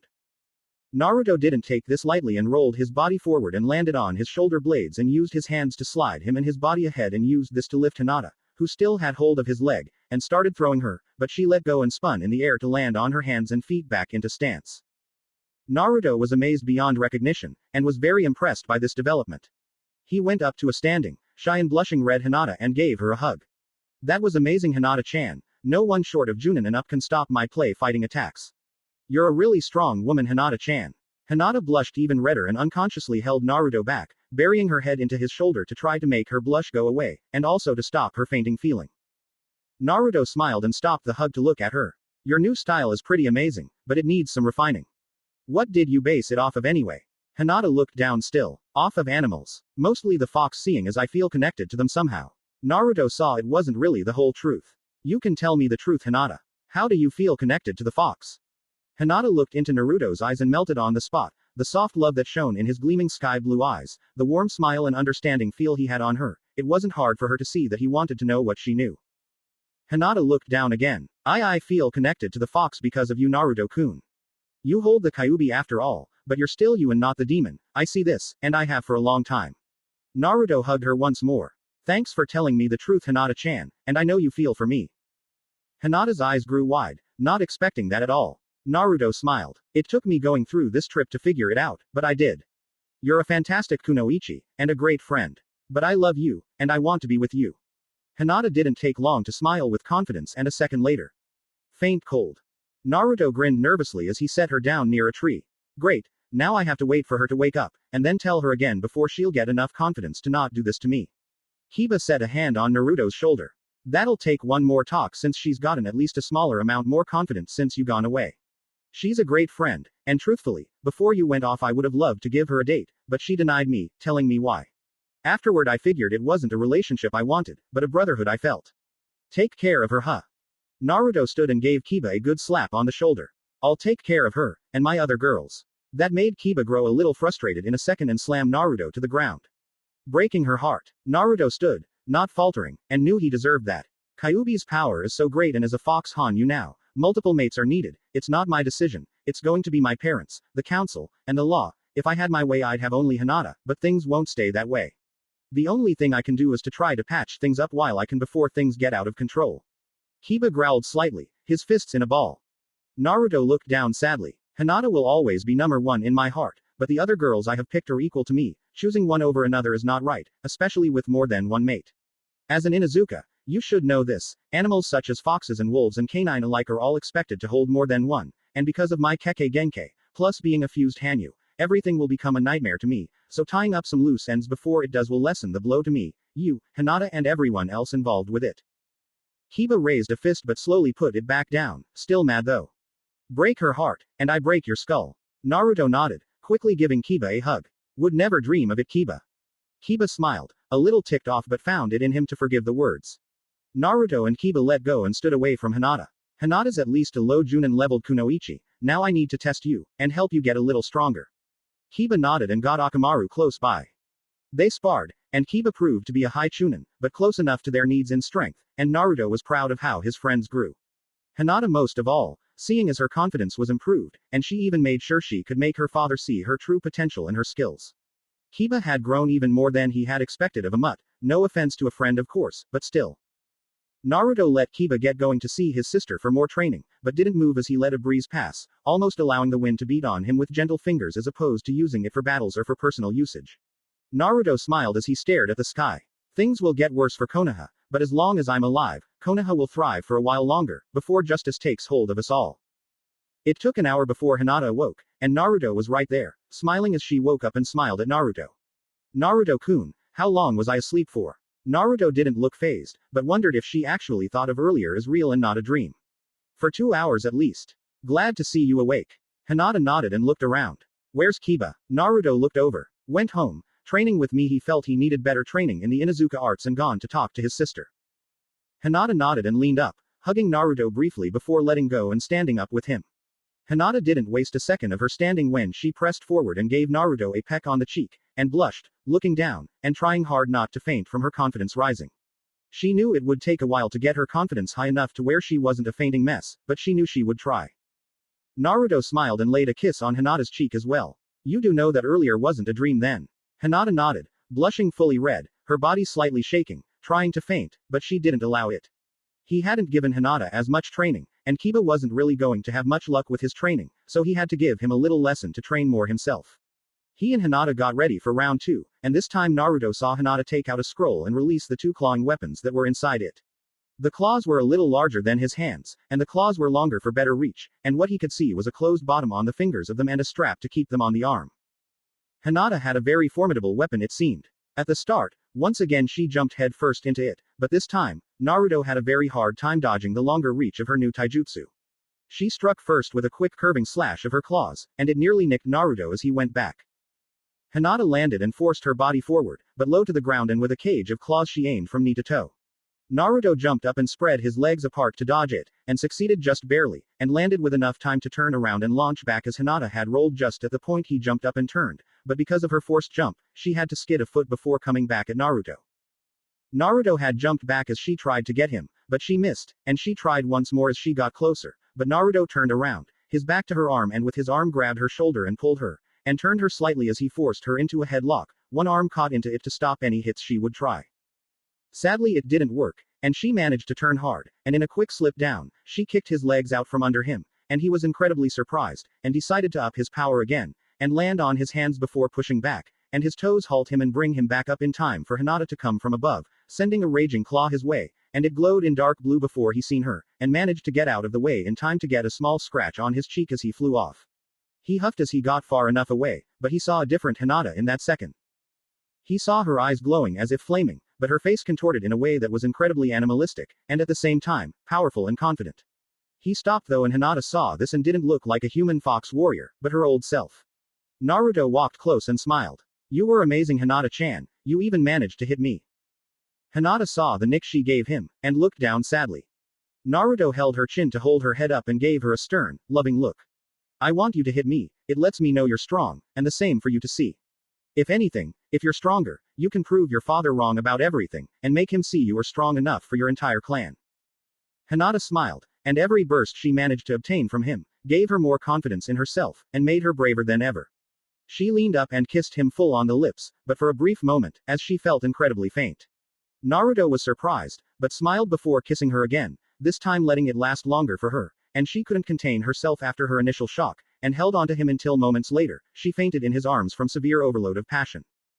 Naruto chuckled before setting her down again, but this time in his lap as he rested as well. In the streets, Kiba walked as he tried to determine Naruto's new skills.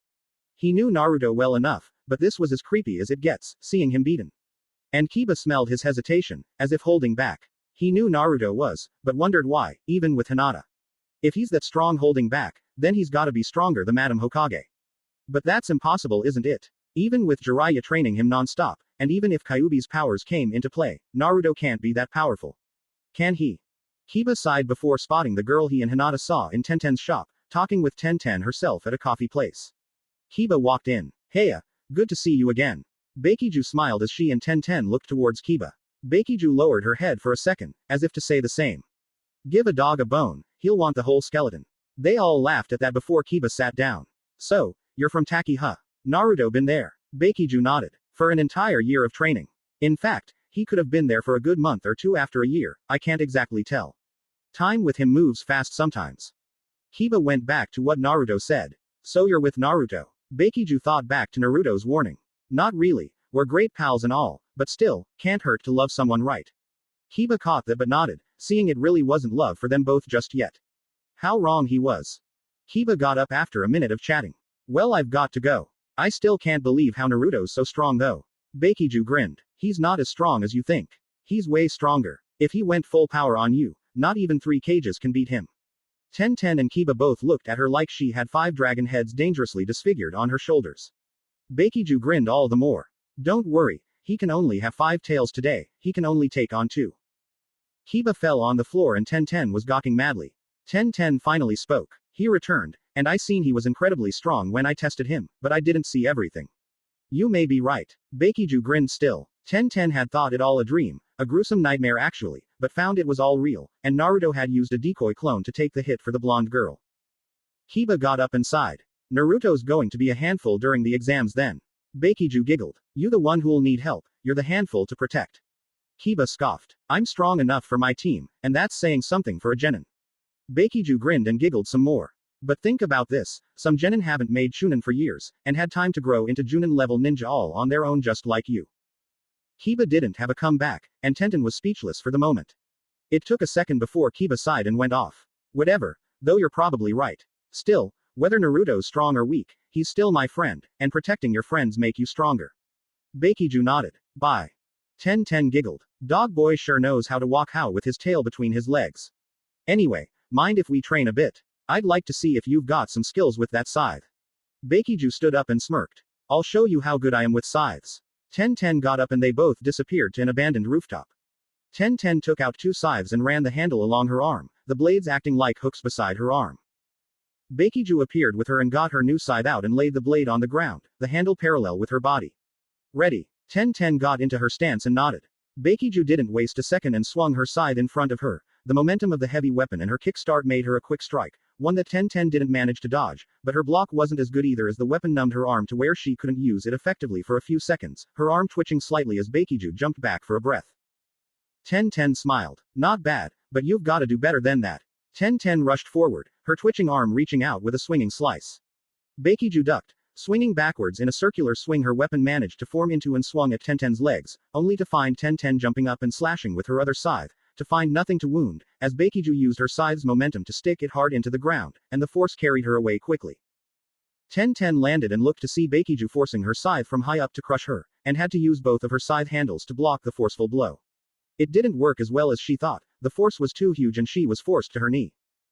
10-10 grunted before forcing herself up again and throwing the large weapon off of her and trying to catch the skilled Taki Nin off guard, and only found Beikiju stepping in and not away, catching 10-10's arm and forcing the scythe out of it and kicking 10-10 back, cutting the string 10-10 had attached. You can't get me with the string trick. 10-10 put her scythe away, amazed at the speed and skill the girl shown. You're really good at a weapon you never used before.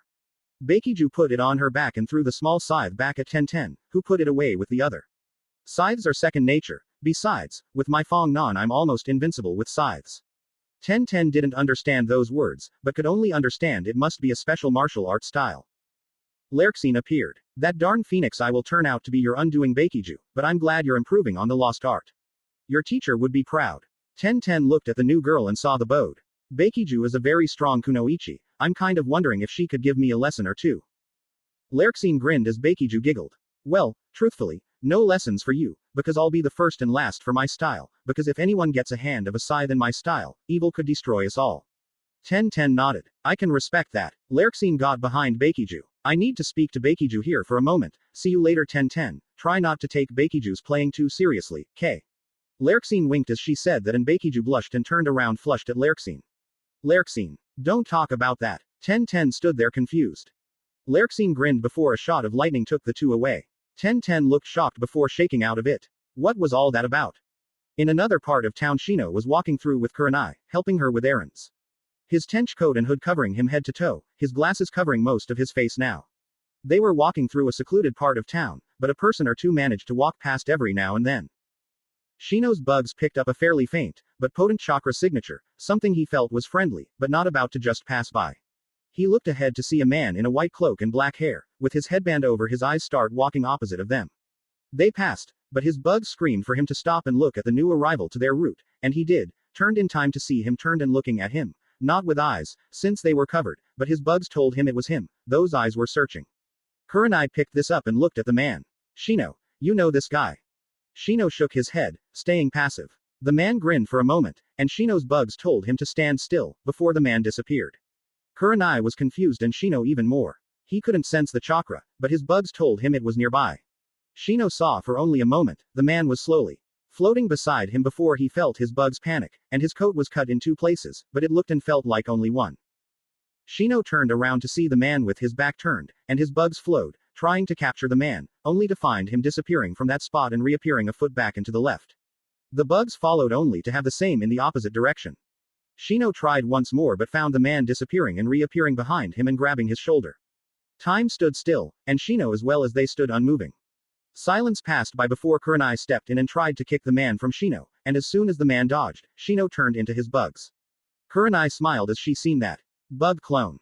Kurenai did a genjutsu on the man who was far off, and he was captured in a tree, her favorite genjutsu. He was trapped, but Shino reappeared and let Kurenai do her thing. The man looked up and Kurenai was fusing out of the tree with a kunai. Speak, and I might spare you. The man grinned wickedly, only to disappear. Naruto's a much better challenge than you two. See you around maybe. Kurenai looked shocked, but truthfully, she knew there were people who knew that trick, even if she did make it more powerful. He must be a powerful guy to have broke my genjutsu. Shino nodded, and they walked through town before Shino dropped Kurenai home. She didn't hear the silence. If she did, she'd have known the man was not an enemy, but not exactly a friend either if he attacked. Back when he grabbed Shino, or the bug clone of Shino, he spoke to the bugs. I know you're not Shino, so don't dismiss until you hear my message. Tell Shino I am not here to hurt him, or anyone, but I need to speak with him at the north gate, when he's done. Shino got the message, and swarmed to the gate, and there stood the man. You asked me here. The man turned around. The name is Cage. Tsunade looked stern, serious in her business as she sat in her office, her hands over her mouth as she stared at the person in front of her. She looked down at the paper the person laid in front of her and then to the person beside the other. You're serious, aren't you? The man nodded. She looked back at the first person. You understand the consequences. The person nodded. It'll take a couple weeks, because of the Chunin exams, maybe a month if something serious comes up, but if you're serious, I'll have it done. You can have the time it needs to be done to change your mind and think it through even harder. Make sure this is the right decision. Both of the people in front of her nodded. Tsunade sighed as she signaled them out. We'll miss you when you leave. Things won't be the same without you. Rock Lee. Rock Lee had decided to leave Konoha. He had seen that even when he made Chunin, only his closest friends accepted him. He saw the glint in the ANBU's eye sockets, feeling their hate as he climbed the ladder of success. He would only get himself killed if he went through with his current position. He decided to leave and make a new home in Suna, where his friend Gaara would accept him in open arms. Beside him walked Neji, who had accepted his partner's decision, and backed him all the way. Neji walked in front of the green-clad shinobi. Lee-san, I won't stop you from this, and you know I'll help you move, but all I ask is you don't forget me in 1010. Let us know how you're doing once in a while, or come and visit, but don't leave us in the dust. Lee grinned his toothy smile and patted Neji's shoulder. Neji-kun, I won't forget or separate myself from you, or 1010 or any of the others. I promise I shall always write and visit when I can. But I can't let Sakura-chan control my life, or let myself suffer from the abuse of the Junins and Anbu officers. I must go. Neji nodded and patted Lee's shoulder as well. You're a brother to me, Lee-san, don't forget it. They nodded before walking again. In the bushes sat Guy, looking down at his student and gave a sad smile. Lee-kun, you're always accepted here with us, don't ever forget about us. He stood and left quickly to meet with Kakashi. He went through town quickly and with accurate steps to find his rival, and all-time friend, and was rewarded when he caught eye of the silver-haired hound picking up groceries. Kakashi noticed a serious intent behind him and felt the same forced sensation he always got when Guy was near and disappeared. Guy did too, and they met on a nearby roof. Kakashi smiled at Guy. What do I owe the friendly meeting, Guy? Kakashi knew his friend was troubled, and tried to stay out of too much privacy. Guy looked over towards Lee's direction. Lee's leaving Konoha. I was gonna ask if you knew about this, and if not, if you could keep a watch out for him until he's gone. Anbu have been corrupted by Root and are planning to assassinate him, but I cannot do anything to my own. Seeing as you were a former Anbu captain, you'd know how to talk them out of it, maybe provide protection like with Naruto when he was young. Kakashi nodded. Of course, Guy-san. I'll do what I can, as best I can. Truthfully, it will be a tight schedule to do so. I've got Naruto's power to keep under control, and Jiraiya's spy network to help refer to Tsunade-sama. Lastly, I'm trying to keep my head focused on what is to come. If you haven't noticed, there is a team from Oto, and a team from Kiri entering the exams with Naruto. I need to keep a watch out for them. Guy nodded. I understand, Kakashi. All I ask is help with Lee when I'm not able, and I'll be intent on helping you out like normal. Kakashi smiled again. I don't need muscle for the tasks at hand, but you can provide speedy interception for me when I need it. Guy smiled, grunting his nod out. Thank you again, Kakashi-san. Kakashi nodded back before they both disappeared again. Guy went to keep an eye on 1010. He had not seen her all day, but Kakashi had a more specific focus after dropping by his house. He set the food down before smiling, taking his mask off. Jiraiya-sama, nice for you to drop by. Jiraiya stood at the window, looking into the sky. Kiri's team is Shirohakume's organization, come to spec out Naruto's development. Oto's only come to damage our village's resistance for when Akatsuki comes to claim Naruto. It would seem that we're in for a rough 2 months. Heard that Uzi is making its entrance in the exams. Kakashi's eyes turned in widened shock for only a second. Kakashi knew of the new Uzi, and that his sensei and the wife were part of it, and not Konoha anymore. I didn't know they already had Genin. Jiraiya smirked, but no one noticed. Because the leader, Cage Level, is posing as one, with 2 others posing as Genin. Kakashi nodded. Friendly. Or with the 3 groups out to get us. Jiraiya turned to Kakashi. Friendly. They will be here to help Naruto, and to provide better protection from Oto. Kakashi nodded and set his food away before dressing again. Naruto's training Hinata last I known, Bakiju was being a tourist around town, and Yugito was moving around with Shizune on errands. The 3 demon containers are here with cage-level shinobi, and extra protection. Not even Akatsuki dare to crumble us at this point in time, and this Shiro Hakume must be gathering info like your spy network. Orochimaru though loves this kind of challenge, and will do anything to stop us, just because of the sick bastard he is. Jiraiya left. Kakashi felt the talk was over as Jiraiya agreed. He hurried out the door and went to seek out a friend's help. Jiraiya walked to the edge of a roof and looked over where he could see. He smiled at the sight before him. In fact, he even blushed a little before shaking his head and going forward, going to Tsunade's office.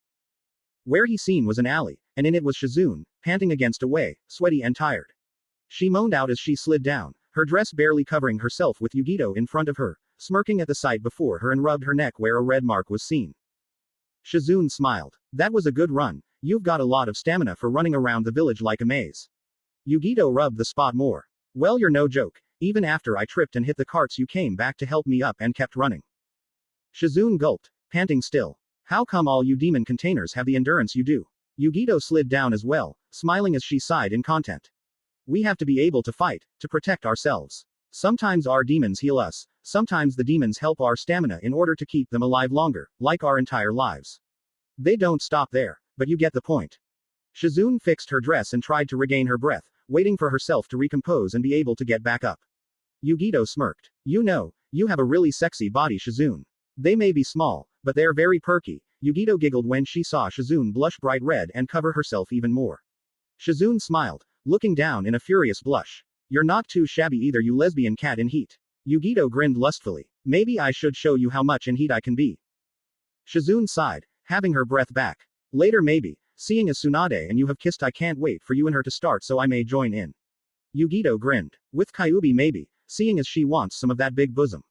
For herself. Shizune giggled. And not you. Come on, those knockers must stir your insides. Yugito grinned ear to ear, a Cheshire grin. What got me was those hips. I'm not too resisting, but I'm very tempted to hold those wide hips down and eat some of that kitty. Shizune and Yugito giggled and laughed all through the conversation. After they were done, they got up and dusted off before walking around once more. In the woods, Lerxine pouted, her back turned to a very irritated Bakiju. Why did you have to say that? It wasn't as if you pointed it out like it was obvious, but she may very well find out. Lerxine pouted more. It's not as if I ruined the future. Kage himself said I should be who I am. Nothing will change between you and Naruto, or the few girls he chose. Though Kage said there needs to be another, and neither Yugito or anyone wants some of that hunk. Bakiju pouted, her cheeks puffing. Lerxine smiled though and sighed. 10-10 will not figure it out. You and me both know it won't happen until it happens the way we want it. Bakiju sighed before walking away. She stopped though. Lerxine, try not to tease me too much. I want to get to know Hinata a little before the exams, and if you keep teasing you're gonna make Naruto mad. Lerxine smiled sadly. I know. I can't help it though. You know it's hard not to tease, being who I am. Bakiju nodded and walked off again. Lerxine flashed off in a bolt of lightning, and was met with the sight of Kakashi standing around. They briefly looked at each other before nodded to each other, and in a second, two people appeared in a flash, a man in peasant clothes and black long hair and a teenage girl with short platinum blonde hair. Kakashi smiled. Minato-sensei, Kushina-sama, good to see you're still here. The man and woman changed to be Minato and Kushina. They smiled at each other before Lerxine stepped up. So, enjoying your last home? Nostalgic for you to have returned. Minato nodded as Kushina answered. Being back in a forest makes me feel warm. Kakashi stepped up. I read the letter Minato-sensei. I decided no, they need me here in Konoha. Minato nodded. It's alright Kakashi-kun, I understand. But me and my family need to get away as soon as Akatsuki is done, after Konoha is safe, in order to preserve peace. Kushina pouted though. The sea is good, and my home is a very wonderful place, but Konoha will always preserve a home to me. Kakashi smiled. Well, Konoha was supposed to be the big city of peace and prosperity. The civilians are protected as much as we're able, and are not as poor and hungry as they were during the wars, and our ninja couldn't be greater. Lerxine nodded. Taki is a greater one as well, seeing as we're falling in powers and numbers, we're destined to merge with Whirlpool, thus creating two superpowers. AIM is crippled when Akatsuki gets their forces killed off, and Kiri is controlled by Toby, even though Shiro Hakume is trying to fight it. Kumo's going to lose itself as long as Iwa continues its plan with Oto, and their fight will be stalled and then both will be crippled beyond repair when Konoha comes into play. Suna will need to figure out a way to survive or peace can't truly survive in the world. Minato looked to Lerxine. With the major warring countries being killed over, Suna will gain power from Iwa in the aftermath, and the subject loyalty will be an even greater ally to them, making the earth and desert find peace with water when Taki and Uzi merge, and the forest will connect them in the middle, helping flourish when peace succeeds. Kushina kissed her husband's cheek before separating and walking to Lerxine. Remember though Zine-chan, in order for Taki to merge, you'll need to keep Kage alive. He's the bind that connects us all, the chain of peace that will guide us. If we stray once, peace could be destroyed. Lerxine looked stern, looking down sadly. Kage doesn't see it this way. He thinks his death is imminent and will be swift before peace comes. He'll never sign off on peace before we can figure out how to do it on our own. He's the only one who knows how it has to happen. Kakashi looked on before seeing Minato sigh. He said he'll leave us a clue when he dies, said we'll not stray from the path. Though I don't believe it, he's a friend, I'll never doubt it, but I don't believe it either. Kakashi stood up. Okay, I'm rather confused here. I understand this Anbu for protection and helpful to everything, but who's this Cage we're talking about? Minato smirked before they all looked at him, and said the same thing. Our best friend, and the one who you delivered to Taki. Cage smiled as he faced Shino in the street. You know, I wasn't sure your bugs would deliver the message this soon or not. I guess I was lucky you didn't listen to Kurenai. Shino spoke. How did you know that? Moreover, why did you call me? Cage stepped up a step or two. I know because I know. Don't ask irrelevant things. I asked you here for help. Shino nodded, but Cage knew under those clothes, it wasn't the wind that picked through the cloth to make it move. Cage sighed. I am Cage, from Takigakure. I taught Naruto some things when he was in Taki, before he came back. Shino looked passive as always, but under his cool expression laid stern learning eyes, wanting to know what this was leading to. Cage smiled. Naruto's back, and as we speak he's training Hinata, preparing her for the fights to come. You must have noticed some tension with Kakashi and Kurenai. They know things will get heavy because of Jiraiya's reports. Shino grunted a second. How do you know all of this? Cage sighed once more, stepping a little closer. I know because I know. Jiraiya is a good friend, and I also help in his spy network. I should know in order to protect friends and village right. Just like you. Shino didn't doubt that logic, but all this was too unbelievable to let alone. He let his bugs fly from his sleeves, but Cage stood still. You can threaten me all you want. You can even try to catch me, but I am not endangering this place. In fact, if it wasn't for my words, Jiraiya wouldn't have helped prepare the Jonin to train themselves for the upcoming battles. Shino let his bugs fly, but Cage vanished once more for a split second and was right at the spot beside where he stood. Shino looked in amazement before turning his other sleeve up and letting the second barrage strike, only for him to vanish again. Shino let his bugs fly into a big swarming net, but Cage kept vanishing and reappearing within it, teleporting here and there like nuts. Shino couldn't get a good read on this guy, but in only a second did the net vanish. Did Cage reappear behind Shino? You missed. Shino turned and let his bugs once again swarm hard to hit Cage, but found nothing but more disappointing misses. Cage was vanishing and reappearing to mess with him, but in a second found a knife to his heart, inside his body. Shino suddenly disintegrated into bugs. Cage smirked before catch his hand up, and in a second from that catch, Shino appeared, his arm being blocked. I said I am not the enemy. Cage disappeared and Shino fell to his feet, looking around using his bugs, trying to find him. A minute was all it took, and Cage was behind him again, just like with Kurenai. You're weak. Shino turned and tried to elbow him, but found nothing but air. A foot away to his left he found him again. You're slow. Shino barraged his bugs to him, but again Cage disappeared. No traces, no chakra signal to attach to, nothing to find him, except his voice when he became visible again. Cage was in front of him after the barrage. You're incapable of trust even with friends. Shino thrusted a double punch, to find air once more. No one there, but above him called out Cage, jumping above him. Your fighting is too predictable. Again he disappeared when Shino caught him in his eyes, but every time Shino panicked to look and finally see Cage, he disappeared somewhere else. It was confusing, and he was getting dizzy as Cage kept falling off the map and back again. Cage smirked as Shino fell in a panting heap. I told you, you're not dealing with an enemy, or else I would have killed you by now. See, a spy doesn't tell his plan. Without a backup way to kill his enemies. He doesn't leave witnesses at all, least of all the victim, to question him. I am here as a friend of Kakashi, Naruto, on behalf of Jiraiya and the safety of Konoha and Taki in mind, our peace being the only thing between us that keeps the wheels rolling. Shino looked to the man, and his bugs felt a sincere attitude and chakra flow running through the man's body. He got up and looked at Cage. You came to help, but why me? Why could you not ask Jiraiya-sama or Kakashi-san to help? Cage smiled lesser than his smirk. That is easy. Because you have a special position in my plans to help Konoha. You need to use that position as I tell you, and not only do your team survive the Oto invasion, but also give way to ensure peace is brought back to the world when I die. Shino looked stern at Cage, not knowing what that actually meant. Shino nodded. I will do what I can. Other than that, I am sorry to say it is not up to me as a Chunin to take on wild accusations. Cage smiled. I understand, and wouldn't have it any other way. But please listen to me a second. All you need to do is befriend Naruto more, and after a while have a family.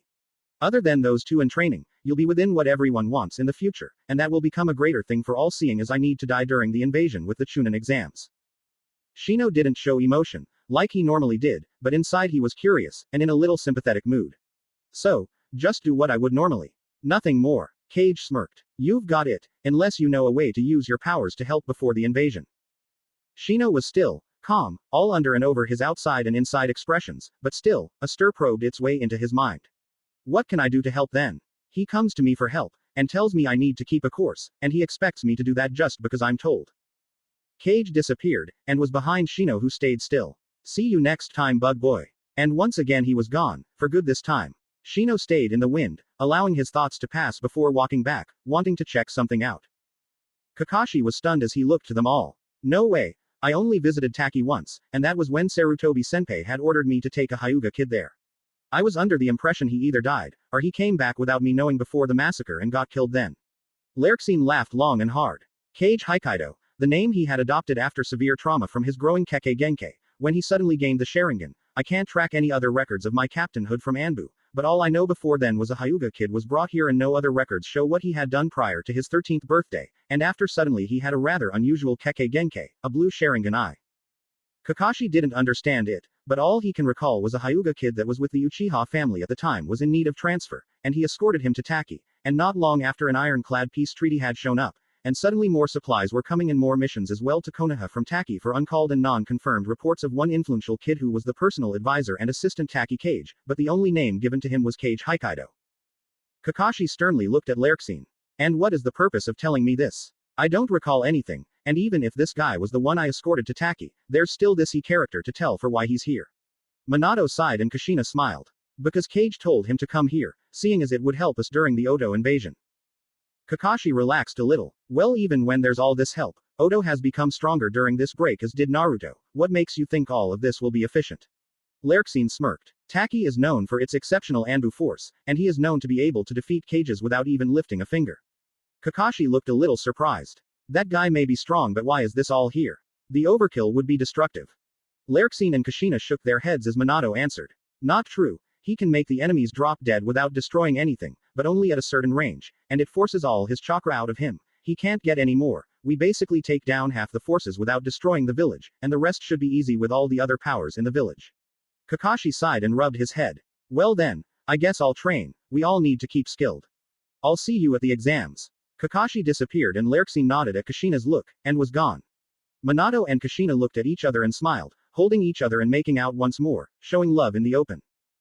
A week would go by quickly. Naruto and Hinata training, Shino trying to use what he could to help everyone, even Naruto and Hinata every now and then, Kiba getting beat up and getting stronger all while the ninjas train, and the guests all just relaxing, waiting for the impending battle. It would be a disaster, and Cage sought to destroy the threat, save the village, save his friend, and protect the future and preserve it into Naruto's hands. In the forest of death 3 people sat, Genin's by the look, but the boy smiled as the 2 girls beside him just sat there. The man grinned evilly. Naruto will be known in his power, and we'll kill him if need be to please out Master.